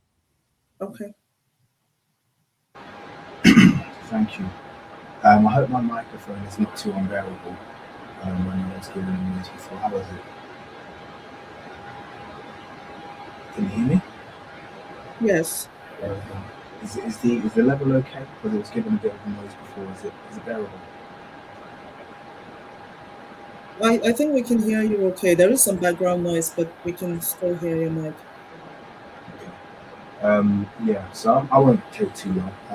I don't think I can improve much on anything that's been said. I'm only going to add what my personal experience is. Let me turn off the mic because people are saying it sounds like I'm far. I don't know what's going on with my microphone today. Mr. Imhotep's channel was very inspirational for me. I can say without a doubt, most people who know me for my reconstructions, and I've said before, this might be the first time you're hearing it, but I've said on many occasions that I definitely got the idea. Mr. Imhotep is the original reconstruction artist for the black space. He was the first person to dare to put a kind of like a regular system behind making reconstructions of the pharaohs in their true form, that is in their African form. He did it first, and seeing the visualizations that he created in a couple of his shorts really inspired me. And that was the birth of the King's Memorial. My first videos were all centered around, mostly centered around reconstructions. And that was the inspiration that came from Mr. Imhotep's channel. Because I knew once I saw it, I realized, hey, yeah, this is something we should be doing. And I wanted to add to that conversation, and I felt like I had the skill set to be able to do it. So I give Mr. Imhotep all the credit in the world for birthing that chapter. And I wanted to add to one of the things that Trill Black was saying in regards to, when we're in this space as creators, it is a heavy burden. And we don't complain about it that much, but what we complain for, God's given us a job to do, and we just kind of get on with it, and we enjoy it, and we love the privilege of being able to share our history. But there is a huge jump between just being someone who owns book and has head knowledge, reads up about their history, and has a degree of certainty about who they are and what African/Black history looks like, and actually creating your own research. And that's what Mr. Imhotep did. That's what kind of we do on this platform. It's viewed as just content, but it's research, and it's taxing, it's time consuming, it's it's not an easy thing to do. It puts you in the firing line for criticism. It makes you accessible. It puts you in a position where everybody feels like they have a valid contribution to make on what you're doing, a correction, a critique, a way that you could do it better. And thinking about the fact that Imhotep, launched his channel, he really was the only person doing this. I have a family of creators now. I can sit back and not produce something for a couple of weeks, and I know that Camjiverse and Trill Black and Pruki and all of these other fantastic content creators are going to continue to educate the community. But when Mr. Imhotep first started doing this, it was just him. Everyone else who was doing Black content was doing safe Black content, acceptable Black content, mainstream Black content, not rocking the boat too much. He was daring to be honest, daring to be unapologetic, daring to create reconstructions of the pharaohs in the form of Africans.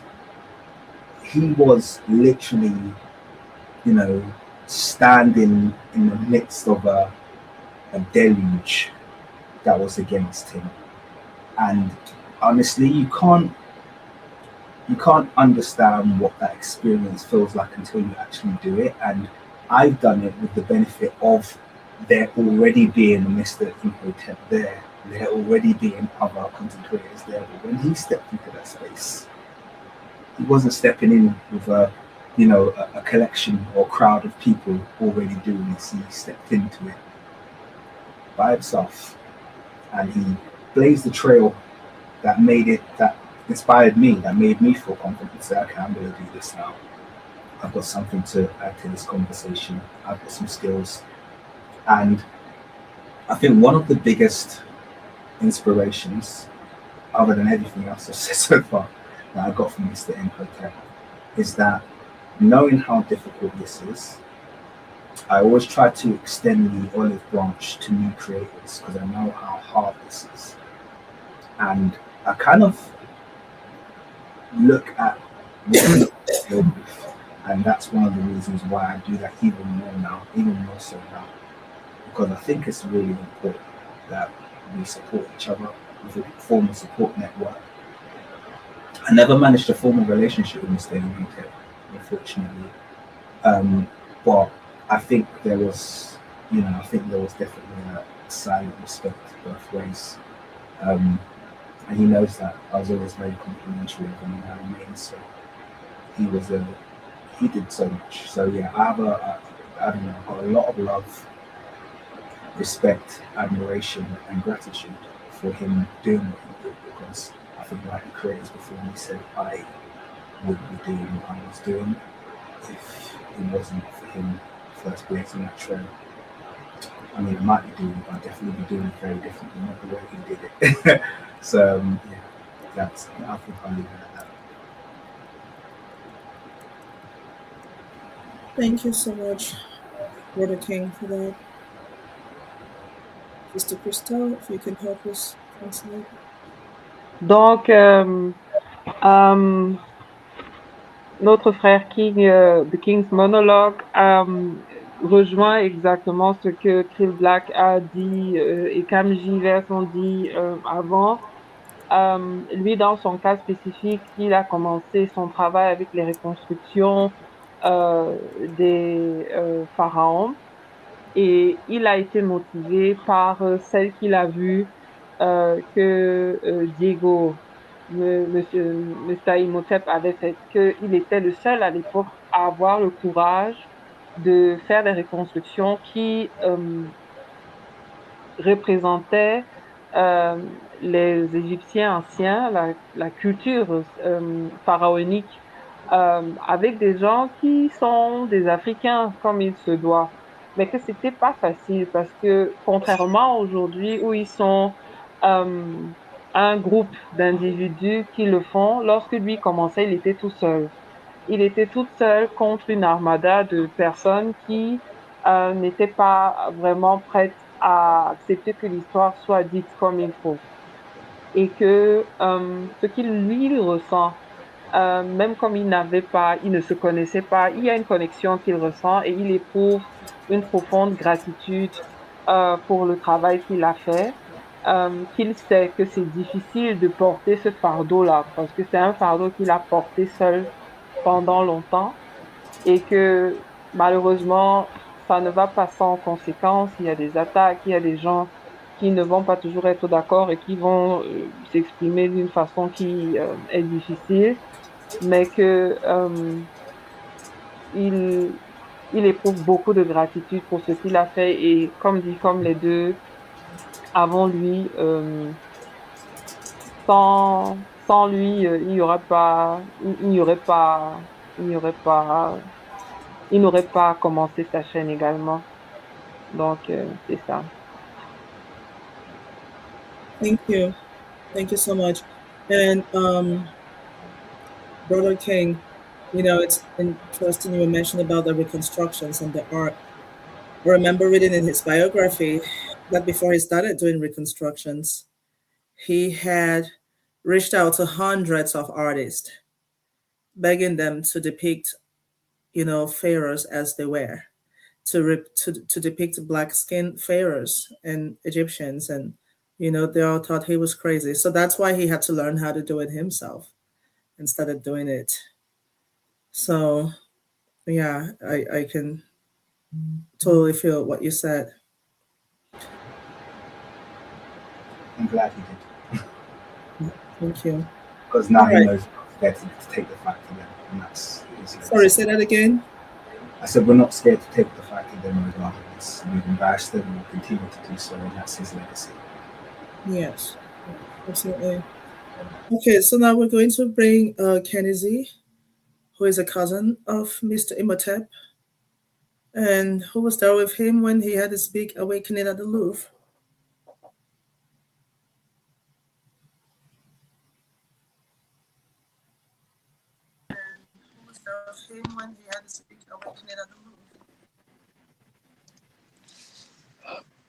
Can you hear me?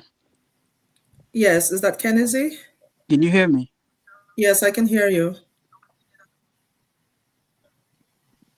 I can hear you. Yes, is that we can Kenny hear Z? you.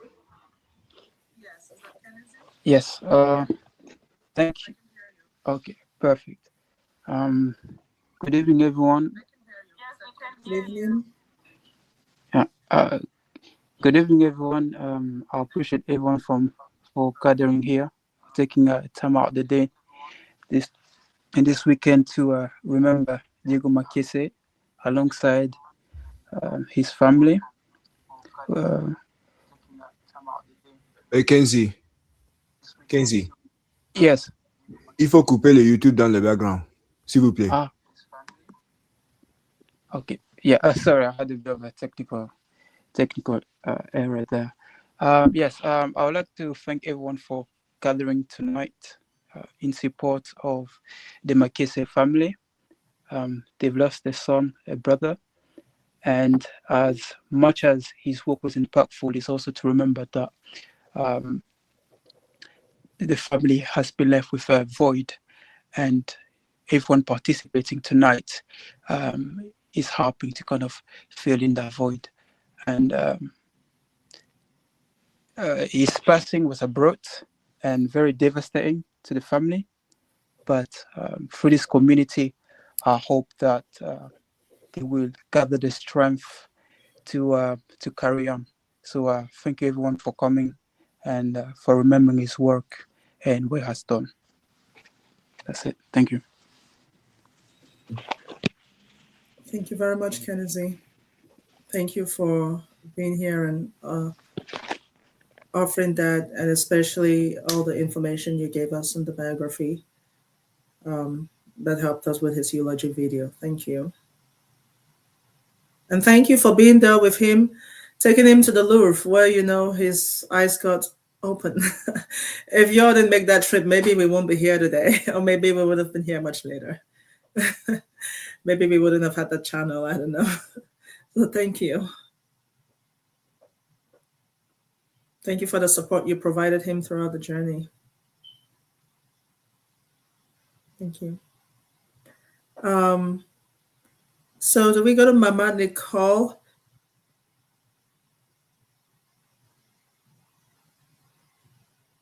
Is Mama Nicole available? I think she should go and come back because her mic isn't connected, so I can't add her to the stage. We cannot add Mama Nicole right now? Is that what you said? Yeah, when she comes back with her mic, I'll be able to add her to the stage. Okay. And then we can just proceed with the community tributes. I'll go first, and if Mama Nicole is ready, after that we can come back to her. If not, then James will go after me. Oh my God. Okay. So my name is Sache, and I'm an engineer. I live in San Diego. I want to start with the story of my grandfather. When I was little, like 25 years ago, my grandfather told me that we were from Egypt, and I didn't believe him. We had watched the movie The Mummy, and I was obsessed with the place. And my grandfather said, "This place I'm obsessed with. This is where we come from." I thought he was getting senile, because I had never seen any depiction of myself or people like me in Egypt. If and I had many other encounters where people tried to tell me the ancient Egyptians were black, and I couldn't conceive it. Fast forward many years later, almost a couple of decades, I stumbled into Mr. Imhotep's work. And I remember watching his content and feeling like something is shifting, It was like my grandfather's voice was coming back, but this time with receipts, with documentation, with scholarship. It was like my grandfather's voice was coming back, but with the visuals to prove that it was right. And I had the language finally. So Mr. Imhotep's work helped me to reconcile that ancestral memory with historical evidence. He basically helped me believe my grandfather. And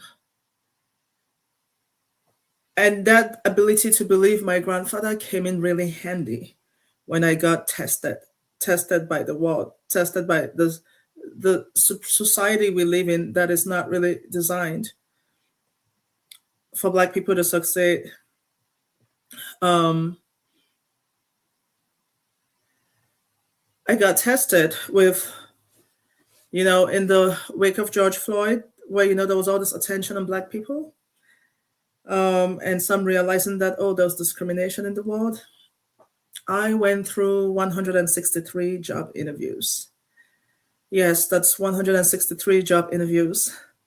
I was hyper qualified, hyper prepared, very experienced, and I made it to the final rounds of most of them, only to watch over 90% of them go to less qualified white people in the end.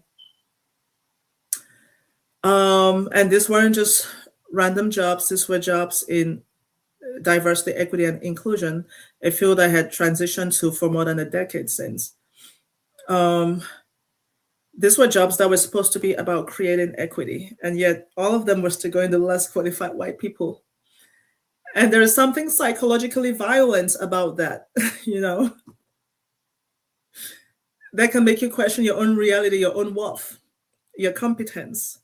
And the saddest part, the saddest part, it wasn't just happening to me.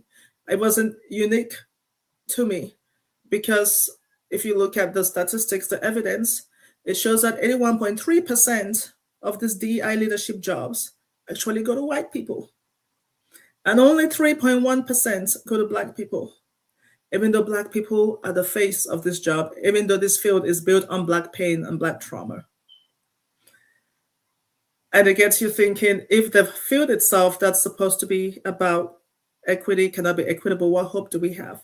So you can imagine the hopelessness I was feeling, and how I started questioning myself, how I started shrinking, how I started wondering if I was imagining my own brilliance. Being Black in America can feel like constant negotiating your own invisibility. But in these seasons, I would watch Mr. Imhotep's videos, and I would remember that my wealth did not begin with a hiring committee, and my dignity did not begin with corporate validation, that my ancestors did not wait for permission to build civilizations.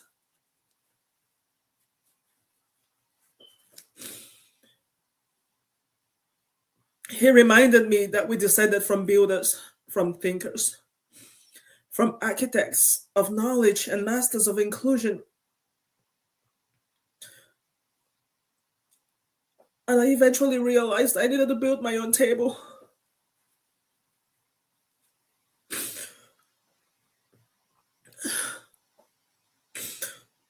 Because when you know your lineage, when you know you're not inferior, but you're a genius, it becomes harder for institutions to gaslight you. He helped me believe my grandfather. I got to discover that the people from my tribe, the Bamileke tribe, did come from Egypt. And that's what my grandfather meant when he said we were from there. And I dismissed him. But in my weakest moments, I was able to believe him because Mr. Imhotep had done that work. I was able to believe him. And that gave me the resilience I needed.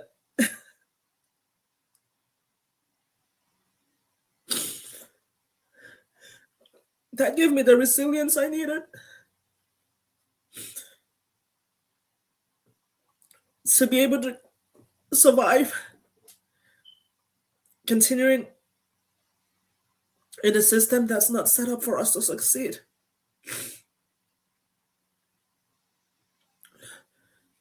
And even as we're looking at what's happening in society right now with immigrants being demonized, and same with the calling us trash and we're less than and so on, Mr. Imhotep's work helps me remember, oh no, our ancestors taught their ancestors what they call today civilization.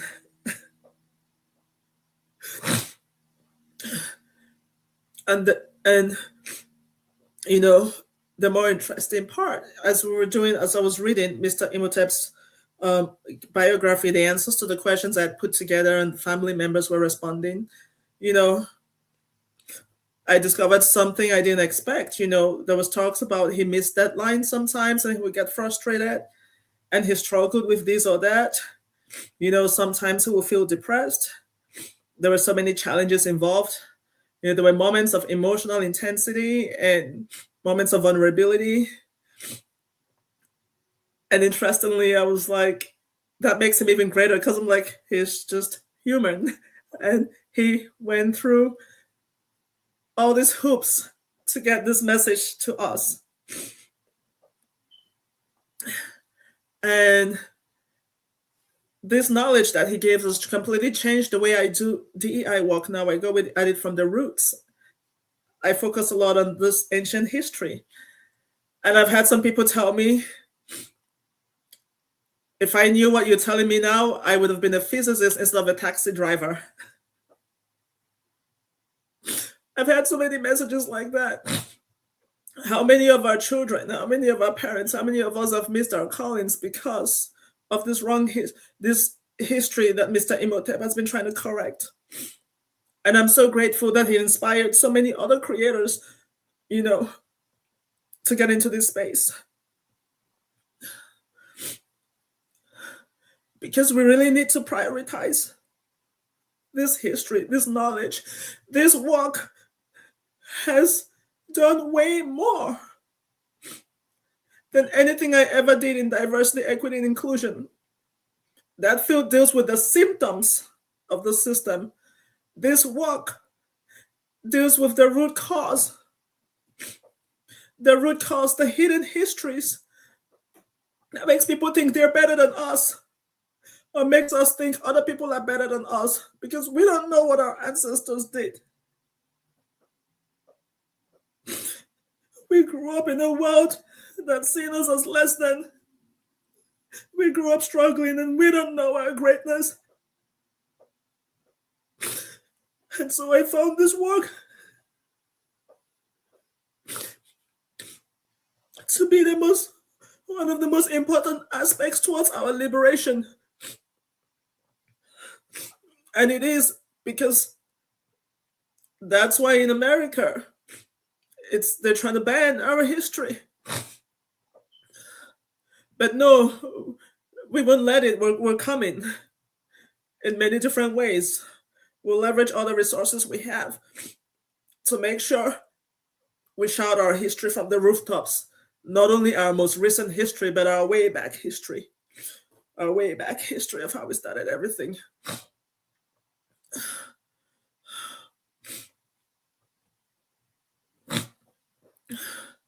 So I'm also happy to know that, Makisa Dikala, his name means joy, the bringer of joy. And I believe he's lived up to that name. Because even though I'm very sad today because of his passing, I rejoice because of the impact he has had, not just on me, and so many people, and the impact I've had on other people because of him.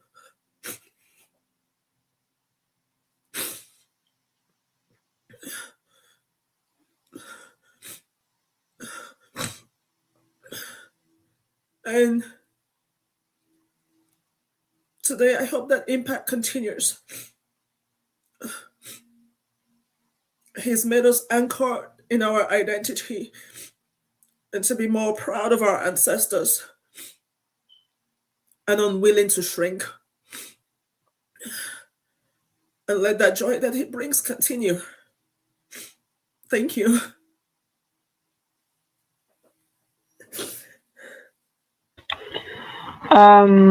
Donc, tu raconte un peu comment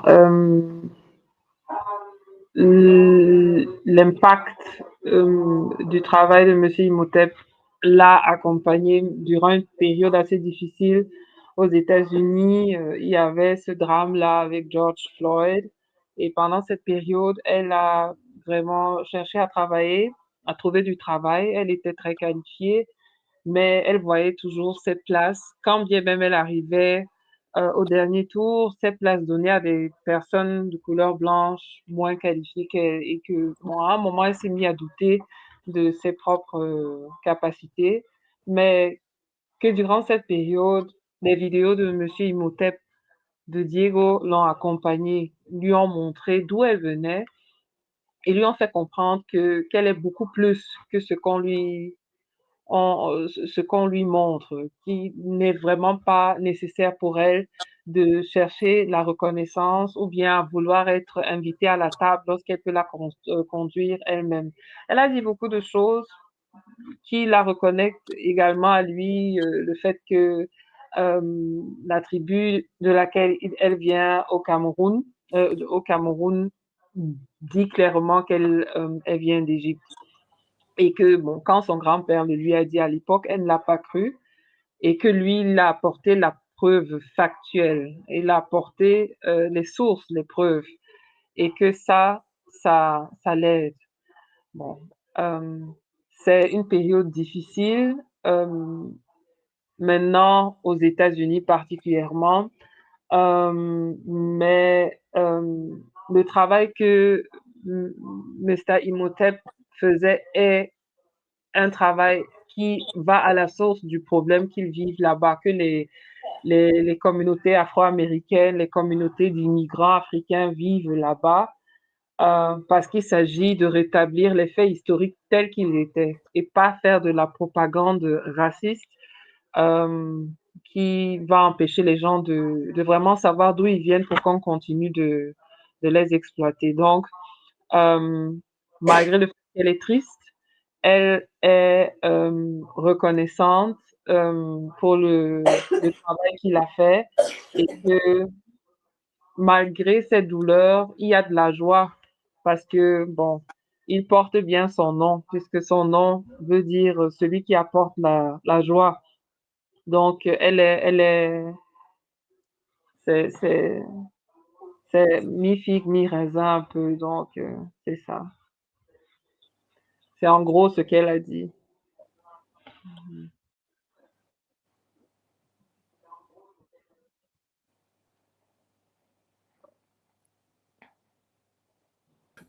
Okay, so now we can continue with Madame Nicole and then James. Bonjour ou bonsoir tout le monde. Voilà, je suis la maman de Diego, de David, comme on l'appelait à la maison. Je voudrais, par cette occasion, remercier la communauté pour l'hommage que vous rendez à mon fils. Oui, nos cœurs saignent et continueront à saigner parce que perdre un enfant comme Diego, c'est pas facile. Nous ne le verrons pas, certes, mais ses œuvres continueront à parler de lui. Je me rappelle toujours de ceux qui me disaient que nous, les Africains, nous ne sommes pas des esclaves. Ils me disaient tout le temps, maman, nous ne sommes pas des esclaves, nous sommes des rois. De son vivant, il disait encore que l'histoire, c'est comme la lumière. Même si on la cache, elle finira par apparaître. Voilà pourquoi ma prière a toujours été que le Créateur de toutes choses, qui connaît tout, parce que rien n'est caché, rien ne lui est caché, qu'il fasse luire la lumière qui représente la vérité, cette vérité que Dieu a toujours voulu pour tous les Africains que nous sommes. Nous devons être fiers d'être des Africains parce que nous ne sommes pas le fruit du hasard sur la terre. Voilà, c'est tout ce que je voulais nous dire. Merci à tout le monde. Merci encore et que Dieu vous bénisse.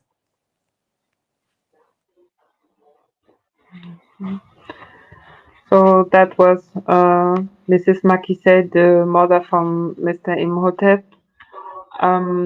She too is thanking the community for the work that they are doing in commemorating him. She's saying that the wound of losing their child, especially a child like Mr. Imhotep, will never stop bleeding, but that his work will continue to talk for him. They are not going to see him again, but his legacy, the work that he did, will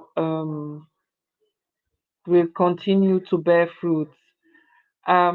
She remembers conversations that she had with him where he was telling her that um, African people of African descent aren't slaves. They aren't slaves, they are kings. And he used to tell her that history is like light. One may try to hide it, but it at some point it shines through. And that she's happy that he's giving back the pride to all of us to be African, to be black, um, proud to be proud of our heritage. And she's blessing us. She's thanking us again, and she hopes that the Almighty will continue to guide everybody. Yeah.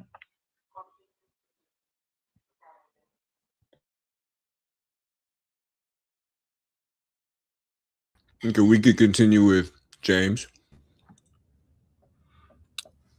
Thank you, everybody. I want to apologize to Monsieur Makise because I know I promised I would work on my French. My French is still terrible. So I have to speak in English or Spanish, but I will speak in English today. I was born in the Caribbean to a politically active Pan-African American family that valued learning and scholarship. It was the most important thing that my parents instilled in me and my brother. And as a child, we moved back to the United States, and I found myself fascinated with ancient civilizations and Kemet. And I just decided at some point as a small child that I was going to be an architect like Imhotep. And during my studies, I was very inspired at that time by the giant master scholars from the late 80s and 90s, like Dr. Ivan Van Sertima, Cheikh Anta Diop, Asa Hilliard, John Henrik Clark, that whole generation. I looked up to them. I followed their grainy black and white videotapes and other students in African studies and in architectural studies. We passed those videotapes around and we watched them together, and we formed Black Environmental Design Students Associations in groups, and we were very, very, very active and involved in wanting to understand our history, you know, this great inspirational history that we have as Black people, as part of the diaspora. And in the 2000s, you know, family life and my career as a professional architect focused on Afrofuturism and Black cultural expression. You know, that work took me away from my studies, my ancient civilization studies. Discovering Mr. Imhotep's channel during COVID, you know, I had the time to really dive into, you know, all the videos and the research, and it really rekindled that fire again. And you know, I began sort of digging back into the world of investigation and inquiry. The new information that he presented in a polished, shareable digital format was just dope.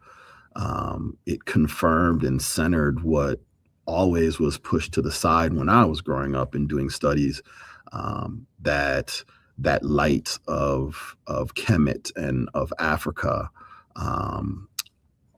it shines bright, and it was there at the very beginning. And so his work helps just push that forward to a new generation of scholars and of folks. And it's super inspirational to be a part of this new Pan-African community with everybody, with, you know, Kamji and King and you know, just, it's just super inspirational. So I'm very thankful for the work of Diego, and that work inspired so many of us, and it brought us all together. And that work and that legacy will continue. We will continue it. Palante, siempre palante. We will move that work forward.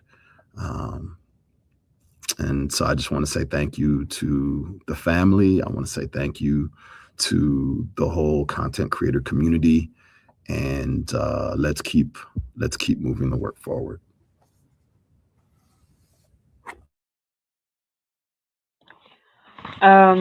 Donc James raconte un peu d'où il vient. Il vient d'une famille afro-américaine qui était très active aux Caraïbes où il est né. Et lorsqu'il était un peu plus jeune, il est retourné aux États-Unis, mais que le travail académique a toujours été vraiment très important, un centre, un, oui, un point essentiel de l'éducation qu'ils ont reçu. Et ils ont toujours, ses parents ont toujours essayé de nourrir ça. Avec le temps, ça s'est amplifié. Il a commencé à rechercher les sources, enfin, rechercher des historiens qui parlent de l'origine des Africains de manière générale. Il est tombé sur des gens comme Cheikh Anta Diop, qu'on a déjà nommé plusieurs fois, ou bien professeur Van Sertima, ou bien d'autres personnes. Et il s'est rendu compte que ces informations sont cachées. Donc, il fallait vraiment faire des efforts immenses pour arriver à ces informations, et que la beauté du travail de Diego, Monsieur Imhotep, c'était de pouvoir, de manière digeste, mais claire, mettre en avant ce qui avait été dit des décades avant et qui avait été caché. Donc, il lui est vraiment reconnaissant pour ça, parce qu'il inspire une nouvelle génération de scientifiques, d'historiens qui vont mettre en exergue l'histoire des Africains, qu'il est très content de faire partie de cette nouvelle famille panafricaine, et que, bon, avec tous nos frères ici présents qui ont des chaînes qui se vouent à ce travail, la route va continuer. Donc, c'est en somme ce qu'il a dit.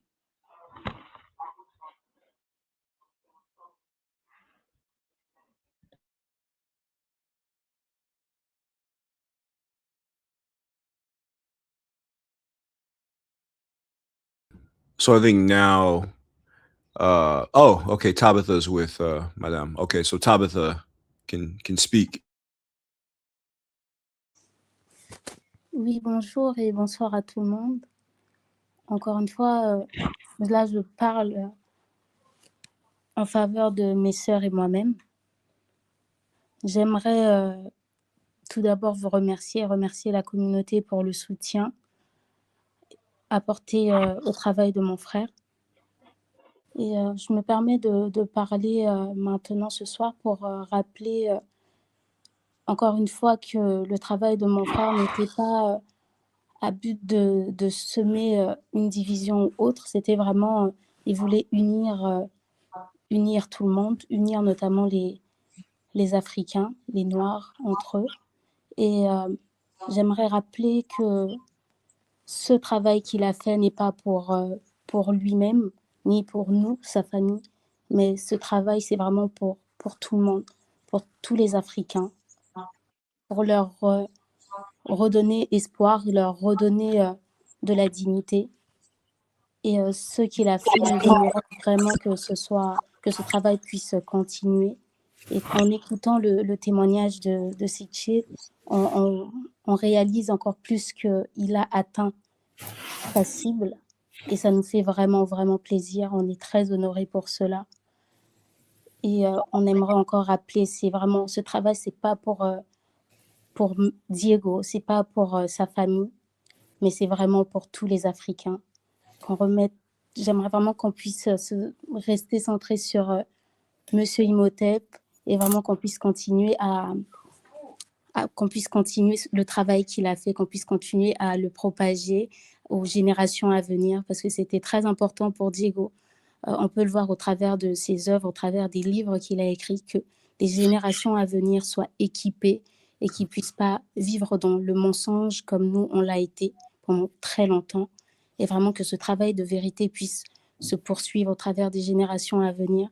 Et en faveur de toute ma famille et de mes sœurs, notamment, j'aimerais vraiment remercier mon frère pour tout ce qu'il a fait. Non seulement pour la famille, mais aussi pour toute notre communauté. Et nous aimerons encore rappeler à quel point nous l'aimons et à quel point il nous manque, à quel point nous l'honorons et nous le respectons. Voilà, merci beaucoup encore une fois. Merci. That was Tabitha, one of Mr. Imhotep's sisters, who is talking in the name of all his sisters and at the end partly for all the family.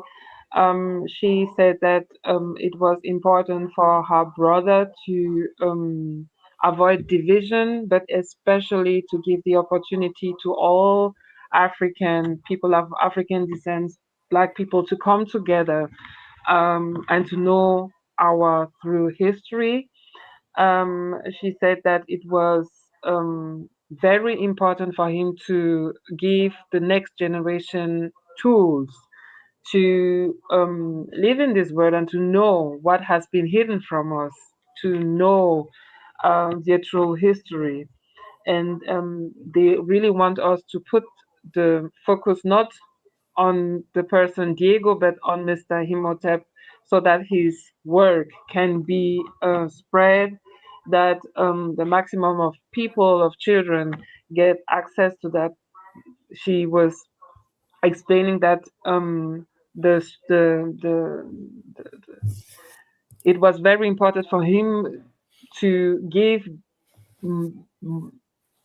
to spread that knowledge to the younger generations, and that the detail and the precision he put in his books addressed to them is a testament to it. She is thankful, her sisters and I, but all the family is thankful for the community, for what they are doing, especially getting in touch first with Seche, who started the whole journey. They want at this particular moment to tell her brother that he's loved from his whole family, that they won't forget him, that they honor him, and that the work that he has been done will prosper. Yes, I hope that I had everything, but basically that's that. Thank you so much. Thank you. Thank you, Tabitha, and thank you, Sister Christelle. Can you all hear me okay? Okay, thank you. Thank you, Mama Makise and Kedizi, and every family member and the content creators and everyone who's given a tribute, helping us know a little more about Mr. Imhotep and how it's impacted us and how we can continue to work. Now I'm going to do a couple songs, musical interlude, just to commemorate. These songs are from my album about grief, healing, and hope, because I lost my mom a couple years ago. So I made an album. It's not yet published, but I decided to go ahead and customize a couple of the songs specifically for Mr. Imhotep here.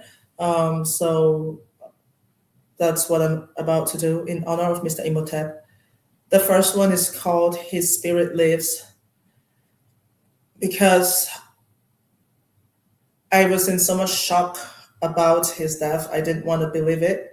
But understanding that his spirit lives, helps me to face the reality and, and be able to say goodbye. I didn't know him personally, but I felt like he had a huge impact on me. So this song, His Spirit Lives, is very important to my ability to accept reality and say goodbye. So I'm gonna go ahead and sing His Spirit Lives. First, let me know if you can hear. Can you hear? Okay. Yes, okay, see you.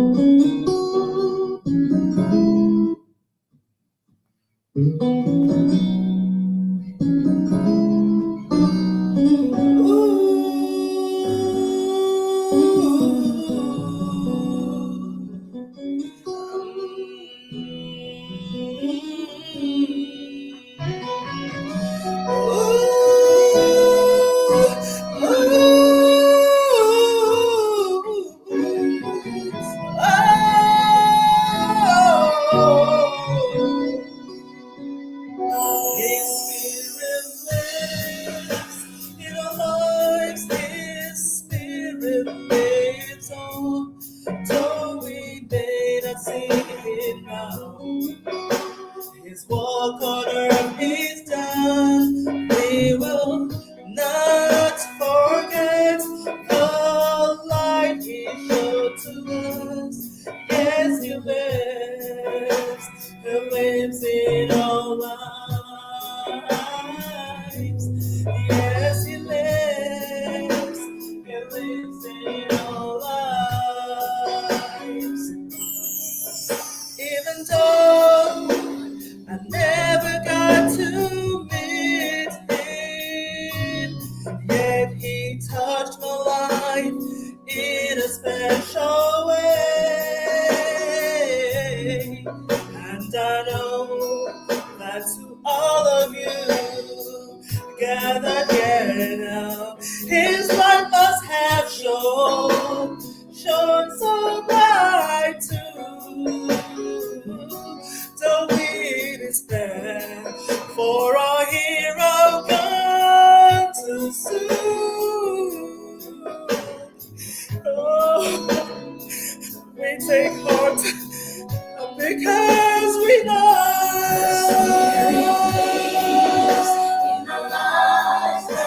His Spirit leads on. Though we may not see Him now, His work on earth is done. We will not forget the love He showed to us. Yes, He lives in our lives.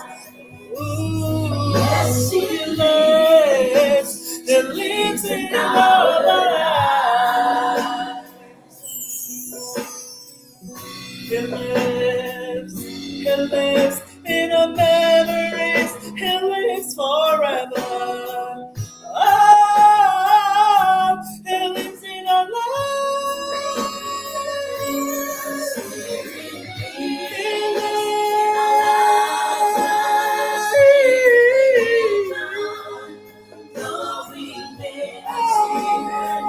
We never see Him. Yes, what He's done.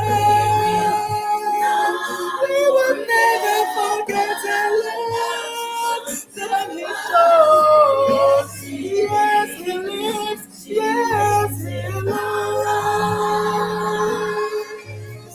Yes, He lives. He lives in our lives. Yeah, God, like you say, you live. Yes, you live. You live in us. You live. Yes, He lives. He lives in our lives.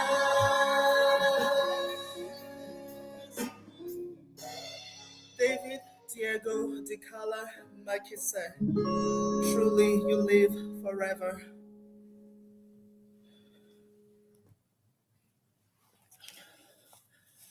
Let's just take 30 seconds and reflect on how his spirit lives in our lives.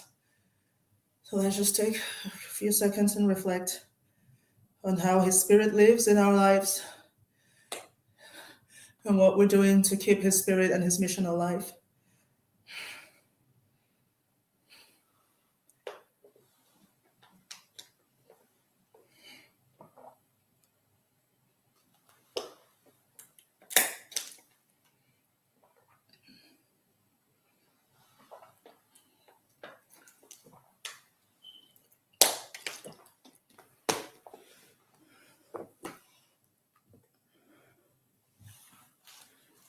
So, as I said earlier, knowing that his spirit lives in who we've become because of the knowledge he shared.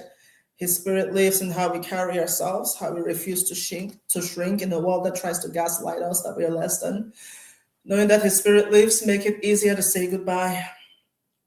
And I finally made peace with saying goodbye. And so this next song I'm gonna do is called I Bid You Good Night. It's a popular song, some of you might know it, but this is a customized version specifically for Diego. And if you know the chorus, go ahead and sing with me, sing along with me. And I want you to reflect on his impact and also think about any loved ones you might have lost. And, think that they're together and think about wishing them a good night in this next song. I bid you good night.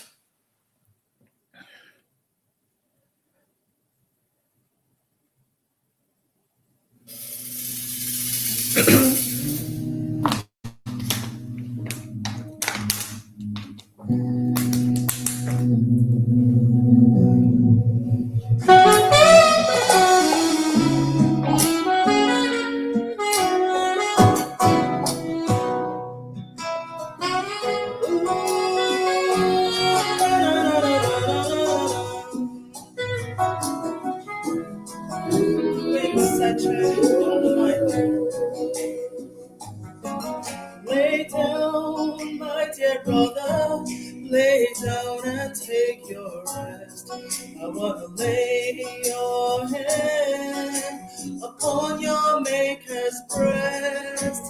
I love you, but the Most High loves you best. I bid you good night, good night, good night. Oh, I bid you good night, good night, good night. Lay down, our dear brother, lay down and take your rest. We wanna lay your head with your ancestors blessed. We love you, that the Most High loves you best. We bid you good night, good night, good night. I bid you good night, good night. Congo, Kinshasa, I tell my folks good night, good night. 1990, a story beautifully told. Good night. Diego Makise, a legacy so bright. In the book of life, your name so brightly shines. A brother, a son, a teacher, a leader so bright. Guided with love, peace, community's life. Replanting Africa across the region. Legacy in our hearts, a force for good. Battling trials and tests, your mental mind.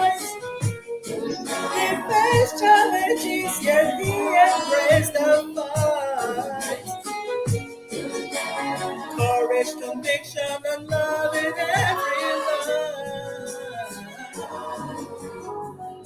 An African fire in his heart.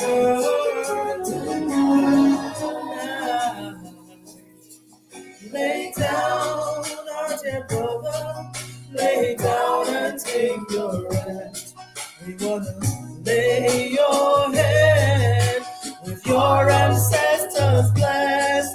We love you, but the Most High loves you best. We bid you good night, good night, good night. Yeah, yeah, yeah. I bid you good night, good night. From Congo to the road, his influence spread. Good night, good night. Your digital family is here to say good night, good night. Creators and truth seekers worldwide wish you good night.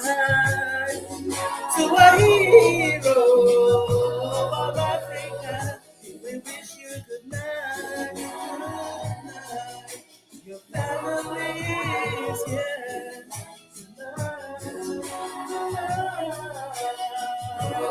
oh, they wish you good night, good night. Oh, we wish you good night, good night, good night. Oh, we wish you good night, good night.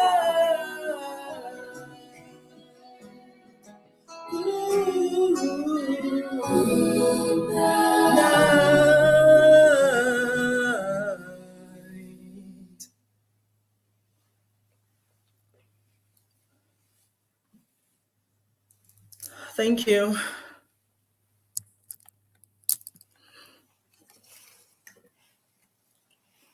That was beautiful. Thank you so much, for gracing the stage. We know Diego's up in paradise, enjoying all those beautiful tunes. So at this point, in the memorial, what we want to do, I think we've had all of the individuals who want to speak or who are available to speak. I know King. I don't know if King wanted to say something to close off, but at this point, this would be kind of like an open discussion, for the everybody on the panel to be able to, have a conversation, closing thoughts, about the ways that we want to continue the legacy. I'm already thinking of certain things in terms of like enshrining him, both culturally, scholastically, and I'm gonna continue to use Makise, the Makise legacy, as opposed to his online moniker, in just terms of the way that we approach this data, from reconstructions in King's case, just to the analysis of classical and contemporary Africa in my case, and at the same token, helping the fund to be able to retain all the assets, the digital assets. That's going to be an ongoing process of us working together to make sure that happens, right? But I just want to say that this isn't over. This is going to be a continued process, and we're going to continue our work with the Makise family, just to never forget, Diego's legacy. So that's what I have, as far as this part is concerned. And I think that, we have a little bit, in the closing segment, we have a little bit in the docket. But I'm gonna go ahead and give the floor to both Christelle and Seche, and then anybody else who wants to speak before we, are able to have this open panel and then close this off.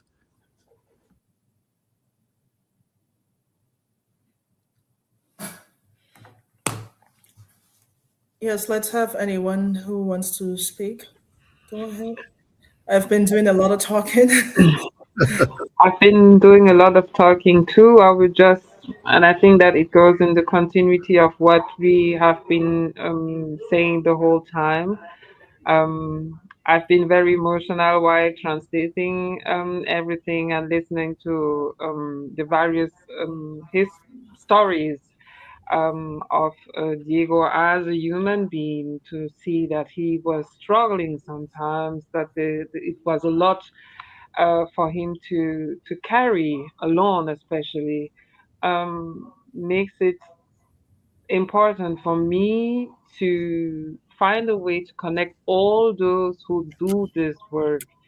Um, I mean, listening to the King's monologue or Kamji or Trill Black talking about the retaliations, the fights. It's really important that we keep those who did this work connected and that they know that we have their back, because the work that they are doing is not just important, it is essential. Um, Diego paved the way, Mr. Imhotep paved the way, but I think that he wouldn't be happy if we didn't continue. As the mother of a black child, and my best friend being from the Caribbean, I have the opportunity to see our history in a different light. It's pretty much the same thing all over the world, maybe on the motherland, in the West Indies, United States, or Great Britain. And it's important that these children know, because when you know where you are coming from, there is nothing that people can do to rattle you. You are focused, you are grounded, and you can do.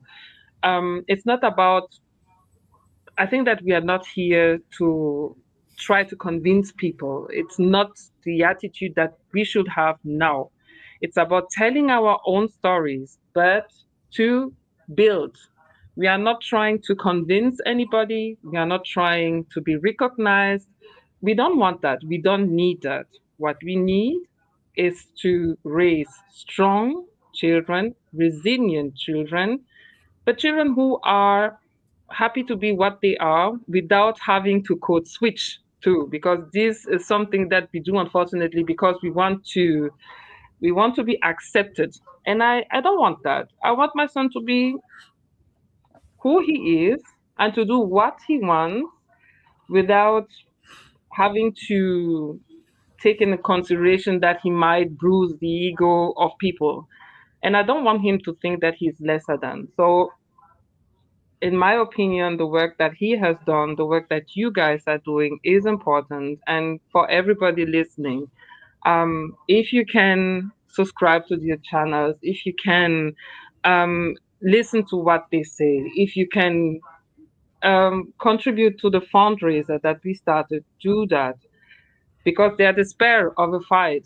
You know, we cannot just seek we cannot just live the way we do if the basic or the root problem hasn't been solved. We really need to do that. But I don't want to talk a lot. I did a lot already. This is what I personally can add to what have been said today. Yeah.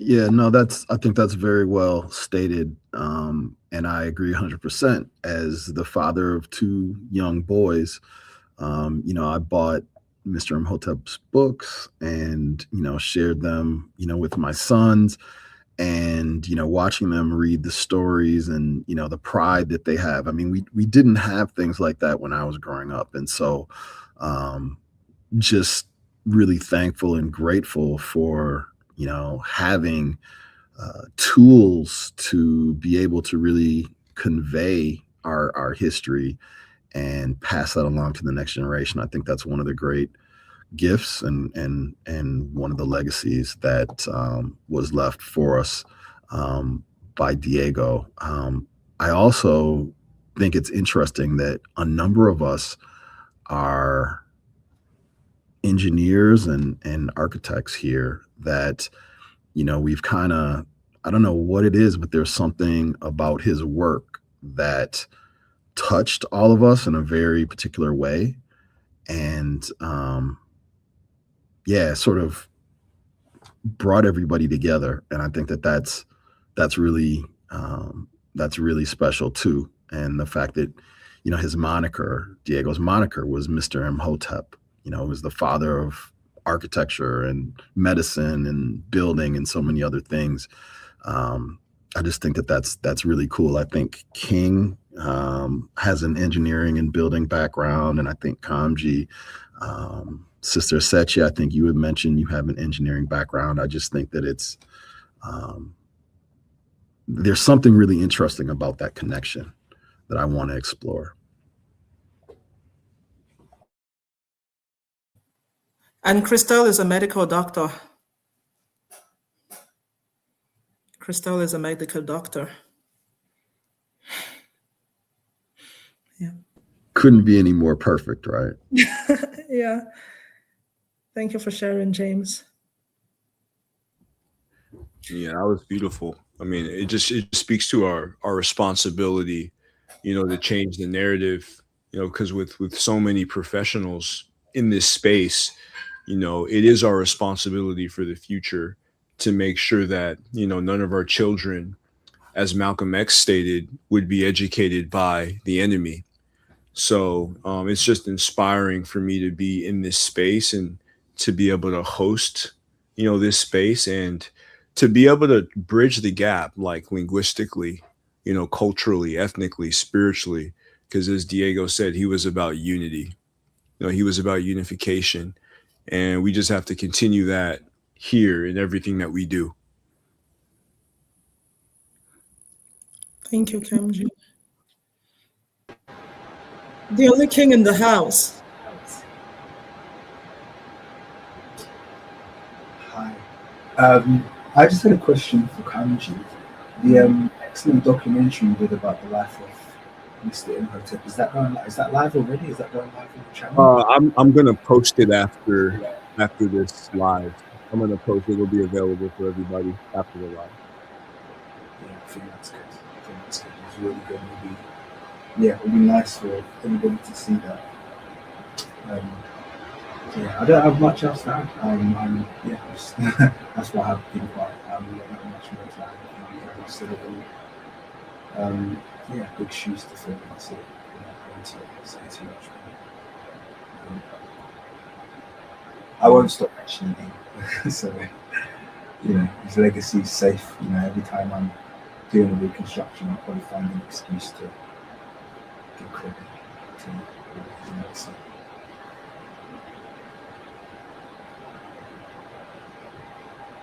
Thank you. Thank you, King. And thanks again, King, because, it was through you that I got to the rest of the people who helped with this. Besides Kamji, you created that first tribute, and I came there and made an announcement, and then some people were able to sign up, and I made an announcement on Trio Black's channel too, and James was able to join us, and Kamji was with us from the start.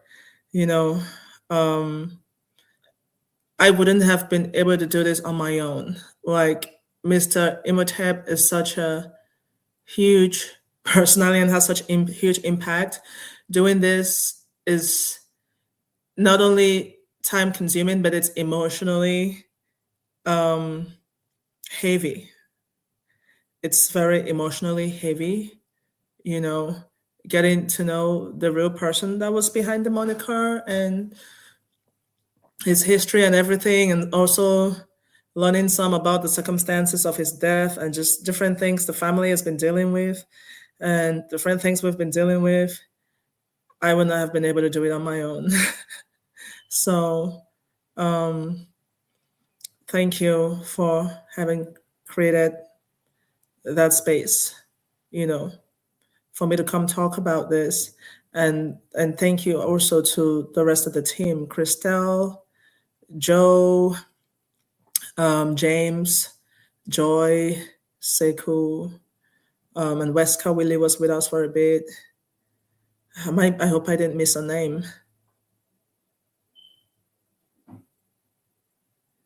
Yeah. Oh, Kamji, of course. He's like the main. Thank you. And this also inspired me to finally start my own channel. Well, it wouldn't be matching exactly Mr. Imhotep and Camgivers and Kings channel, but it'll be some of similar content.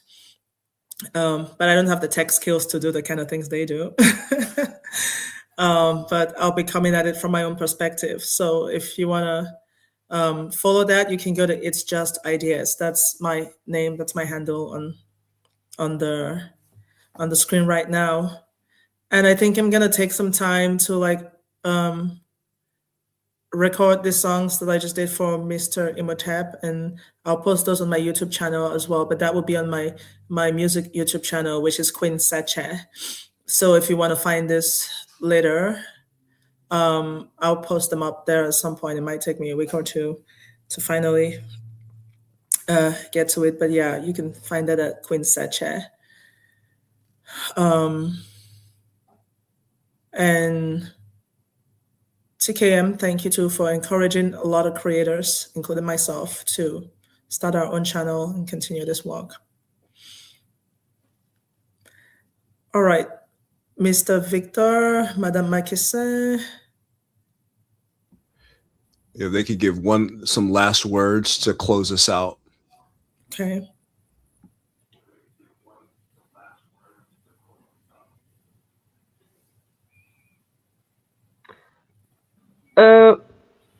On est là. Papa Victor, maman Nicole, vous voulez dire quelque chose? Bon, s'il y a quelque chose à dire, c'est que, comme il y a un proverbe africain qui dit, l'enfant, quand aussi longtemps qu'il est dans le ventre de sa mère, il appartient à sa mère. Mais dès qu'il est en dehors de sa mère, il appartient à tout le monde. Non, on ne se connaissait pas. Non. Diego est devenu votre enfant, s'il faut le dire. Et je comprends maintenant pourquoi il se battait pour sa communauté. Il disait, papa, je dois publier. Aujourd'hui, la communauté attend. La communauté attend, je dois écrire, les gens attendent. Et je comprends. La place qu'il a occupée, qu'il occupe dans vos cœurs et dans nos cœurs. On a versé des larmes tout au long du moment qu'on a passé ensemble. Deux fois des larmes de tristesse, deux fois des larmes de joie. Nous vous disons merci. Du fond de nos cœurs, nous vous disons merci. God bless you. Que le Seigneur se souvienne de vous. Merci. Nicole? Maman Nicole? Okay.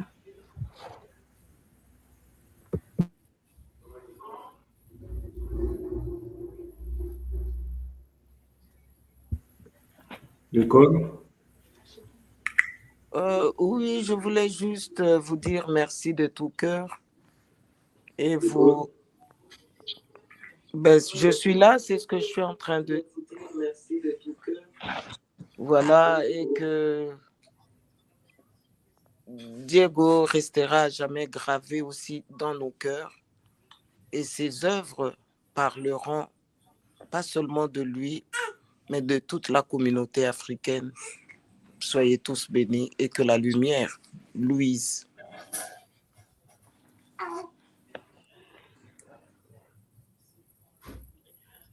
So, Mr. Makise started with saying that there is an African proverb that says that as long as the child is in his mother's womb, he is his mother's child. When he's born, he is everybody's child. And in that regard, he is our child, he's our brother, he's family basically. So there were tears, yeah, there were tears of joy, there were tears of sadness during this virtual vigil, and they now realize how important his work was, what an impact he had on people. And he used to tell him that people need, there is a need for what he's doing. He cannot stop. He has to do what he's doing. And he didn't understand at that time, but now he does. Now he does. His mother is thanking the community too.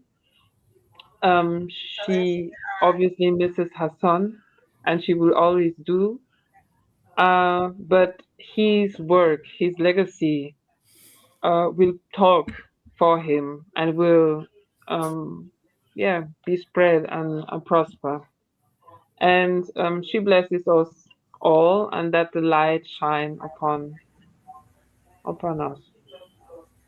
Yes. Thank you. Thank you so much. Thank you, Mama Nicole and Papa Victor. So, and I did forget to mention a couple other creators who help us get the word out.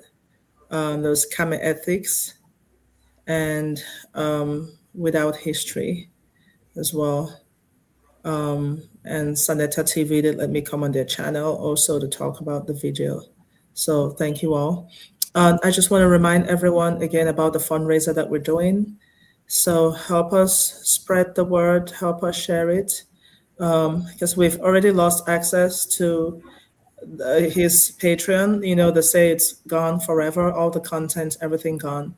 And he had his most some of his most prized stuff on Patreon, and you know some other of his social media accounts have disappeared. So it's very important that we help the family secure his digital assets and keep them And alive. on that point, Seche, real quickly, Mhm. 4K downloader is what I spoke about in our previous meeting. Mhm. Everybody in the audience, if you would like to download, Mr. Imhotep's assets, 4K downloader is a program. It's a software that allows you to download all of the videos from a YouTube channel at once. So it could happen really, really quickly with, as short as a few hours.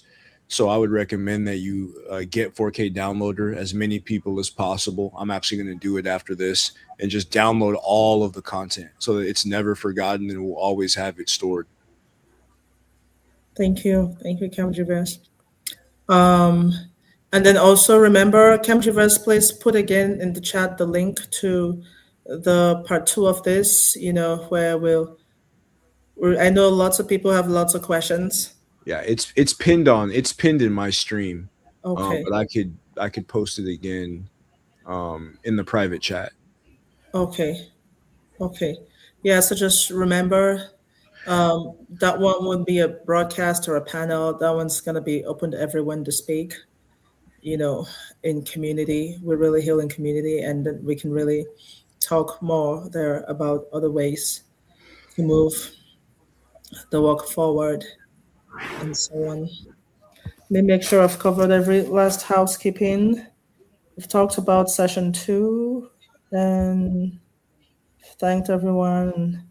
And one thing we had also discussed is, maybe doing this annually, in February, so that we just, as a reminder of the severity and importance of the walk, and so we could stay connected. Of course, we could have other touch points besides the annual commemoration, but yeah, we spoke about possibly doing this commemoration annually as a way to just remember what a great loss and what a great gift he was and continues to be. And we can discuss that more too in our follow up that will be happening. On March March 21st. Again, the Zoom link is there for you to register. Please make sure you register. Have I covered every last housekeeping thing? Yeah, that looks like really it's just the memorial which we talked about, the fundraiser which we've talked about, and then just any other concerns. But we were right at the point that I said we would be 3 hours. Yeah. With that, I appreciate everyone just from joining, just supporting the Makise family and all of the contributors as far as the organization committee is concerned. Again, the work is not done. This is only the beginning. And as I stated before, we're going to enshrine, the Makise name in the annals of God, in the annals of our ancestors, and the annals of like our history, our divine authority. So with that stated, I don't know if I was thinking about it. I think I'm gonna play the eulogy again just to close us off. Okay. I was wondering, Cam G, when you stop going, when you go off live, we can still be here, but it won't just be on the live TV. Sure. I'm gonna play it one last time, and then I'm gonna end it, and then you could stay here and chat about it. Okay. All right. Sounds good. Thank you. Imhotep. Let's see. Sorry about that.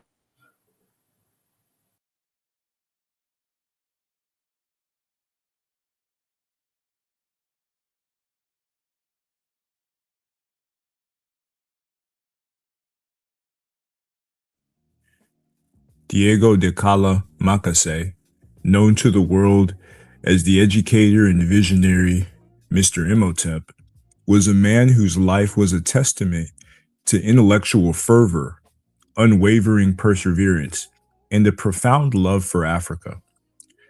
Born on February 18, 1990, in Kinshasa, in the Democratic Republic of Congo, his journey was one of relentless pursuit of knowledge and truth. From his earliest days, Diego was a child aglow with an intellectual fire. Described as studious, curious, and fiercely determined, he set an example for his peers. His competitive spirit was not about defeating others, but about outdoing himself. A telling childhood anecdote recounts his friendly academic rivalry with his cousin. They would constantly fight for the title of first in class. So driven was Diego that being in second place troubled him, leading him to pledge to his father to redouble his efforts, a promise he kept. This early rivalry unexpectedly reconnected and strengthened family ties, setting a pattern for Diego's ability to build through challenge. His childhood environment in a Christian household instilled in him a strong sense of integrity, justice, and a hatred for lies and injustice. Family trips to the library nurtured a lifelong passion for reading. He would often have to be persuaded to leave and would bring stacks of books home. Fascinated by technology from a young age, he was always at the forefront, possessing the latest computers and video games. His creative genius was evident early on when he created a flipbook animation, complete with his own voiceover, leaving his family in awe. Imagine being able to build an app with your name on it, just by thinking about it. Meet Base 44. At the age of 13, Diego moved from Congo to France, a difficult transition that meant leaving his friends and family world behind. He excelled academically, but his path was not without significant obstacles. In Parisian schools and later at university, he faced racism, injustice, and envy from his peers and professors, threatened by his academic prowess and strong character. He once received unfairly low marks despite nights of revision, pushing him to the brink of quitting. He told himself that he would try this one last time, and if he failed, he would abandon his studies. His final attempt earned him the top mark in his year's final exam. This triumph solidified his resilience, and he began to call himself Terminator, a persona reflecting his unstoppable nature. He initially pursued higher education in economics, international money, banking, and finance, coming within 1 year of completing his master's degree. However, a profound personal awakening would soon redirect his life's mission.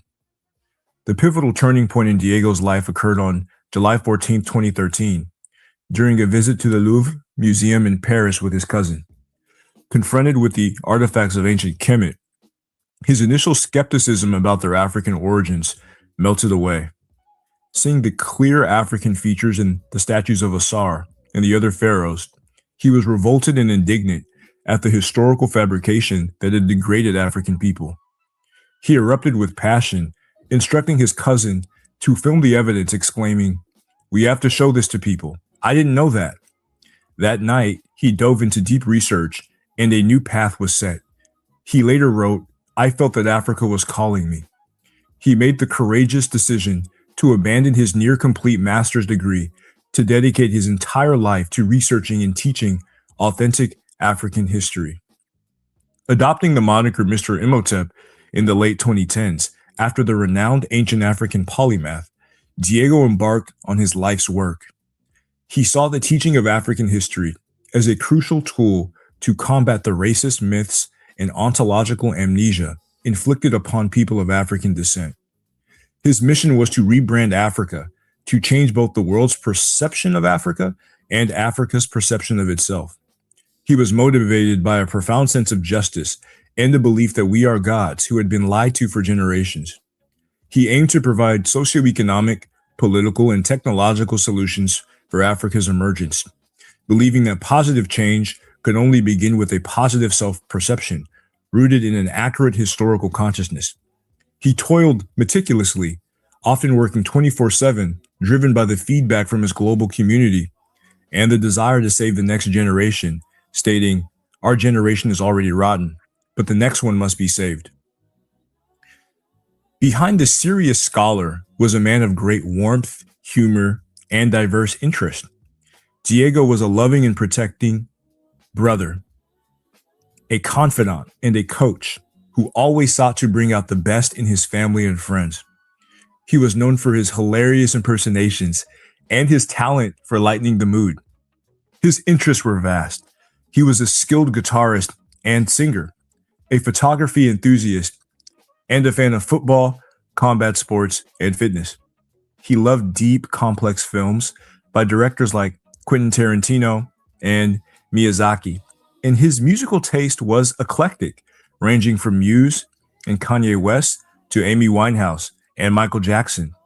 He was deeply interested in neuroscience, psychology, nutrition, and alternative worldviews, always seeking to understand the human mind and condition. Feeling constrained and stifled by the racism he experienced in France, Diego sought freedom and new perspectives in Asia. He traveled to Vietnam, where he continued his work with his characteristic dedication.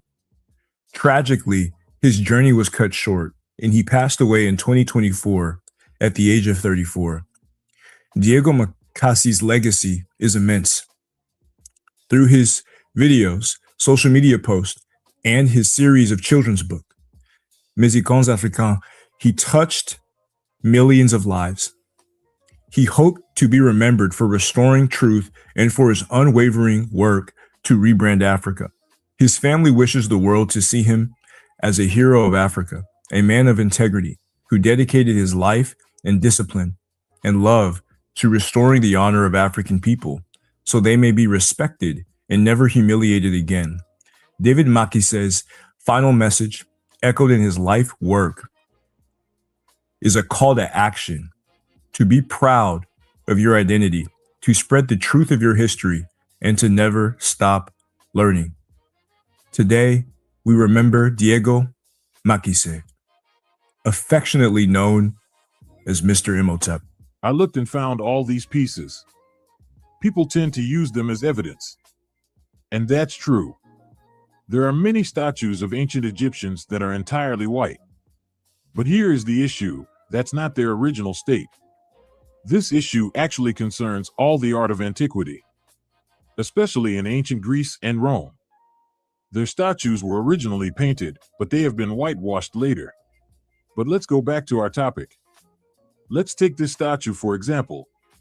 It's clearly white, right? But when we zoom in, here's what we see. Do you notice these traces of dark brown pigments? These are traces of its original hue. This statue wasn't originally white. It lost its color with time. Here are other examples. You can see the same issue. So, basically, the Kemites never depicted themselves white-skinned. We've all heard of the so-called black pharaohs from Kush. These pharaohs are presented as the only black pharaohs, as if the others were not black. The problem is that as soon as we really start studying Kemet in depth, it becomes obvious that there have never been any indigenous white pharaohs, despite what we've been told. However, when looking at ancient Egyptian art, it's obvious that a great majority, if not all, of the pharaohs and the majority of their people were dark-skinned, and I can support that statement with these images. Here we see that the ancient Egyptians sculpted their rulers in stone, and they sculpted black and dark-skinned people. We can all see it. So, most people live in an illusion that ancient Egyptians were white or at least not black.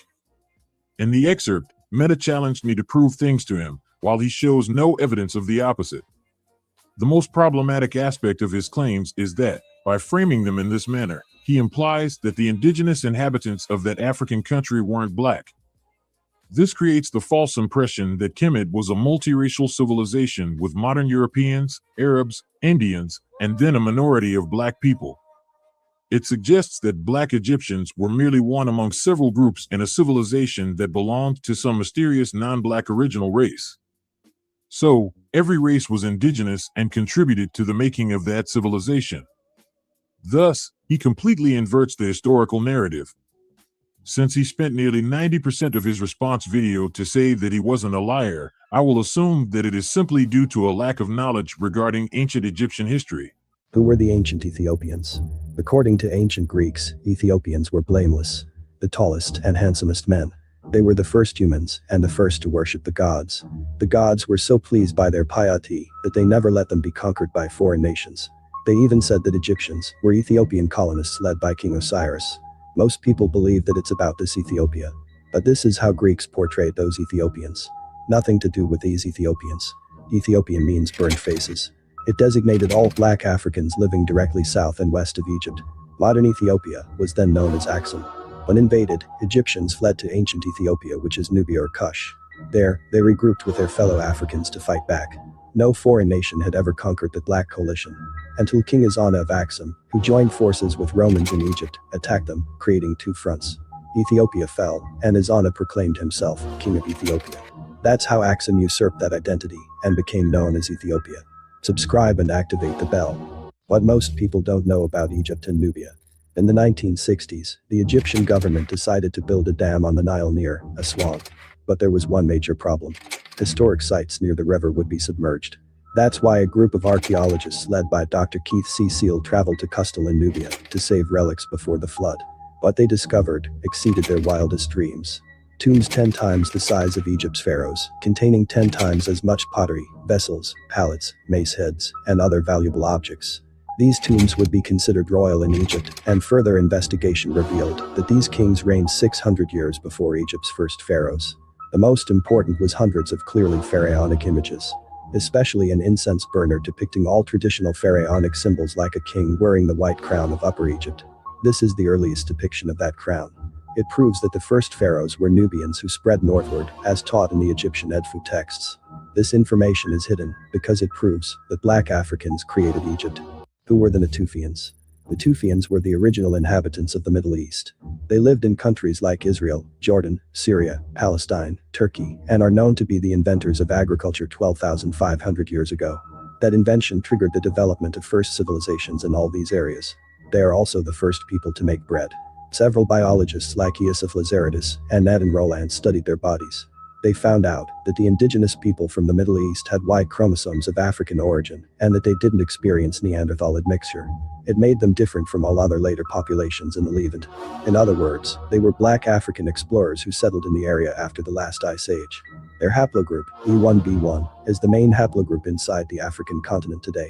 In its original form, it's almost exclusively found among black African populations from countries such as Ghana, Ethiopia, Burkina Faso, Senegal, South Africa, Gambia, Cameroon, Tanzania, and even among some African Americans. So, we can say that Africans invented agriculture. Do you know this mysterious dog breed? They were highly prized not only for their intelligence and athleticism, but also for their unique vocalizations, which is characterized by a lack of barking. Depicted in literature and artwork in Kemet, they were used for hunting and guarding roles. Kemites believed that they had magical abilities, could speak with the gods, and that they had healing properties. As time passed, the true origins of that breed became a mystery. Some experts believed that they had always been native to Egypt. But where did these mysterious dogs truly come from? In the late 1800s, Europeans discovered a new breed of dog in Africa. Locals called them Basenji.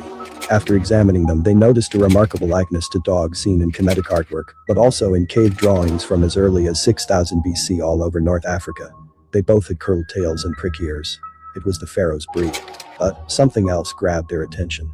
Contrary to their beliefs, the Basenjis did not originate in Egypt. They originated in Central Africa, notably the Congo area. Another piece of evidence supporting the connection between Kemet and Inner Africa are Egyptologists lying about ancient Egypt. In 2012, Zahi Hawass and the Egyptian government conducted research on Ramses III's mummy. It was the first study of this quality on royal mummies. They discovered that the king was murdered through a plot fomented by one of his wives. The results were widely publicized, but some key details remained hidden. The relationship between the king and a nearby mummy was determined using genetic kinship analyses. The man was Ramses' son. Both were Y-DNA E1b1 carriers, the most common haplogroup in Black Africa. Surprisingly, that info never made the news. Something unusual, since they've been flooding us with studies on non-royal mummies lately. A decade later, Zahi Hawass admitted that the skulls and complexions of Kemites resembled those of Black Shape of Africans. the skull could be looks like African. No, they were dark skinned, but they were not black. But they're not Negro. And we now know he is aware that many Egyptian pharaohs were genetically linked to Black Africans. Regardless, he insists that they were not black. So, yes, experts are lying about Kemet.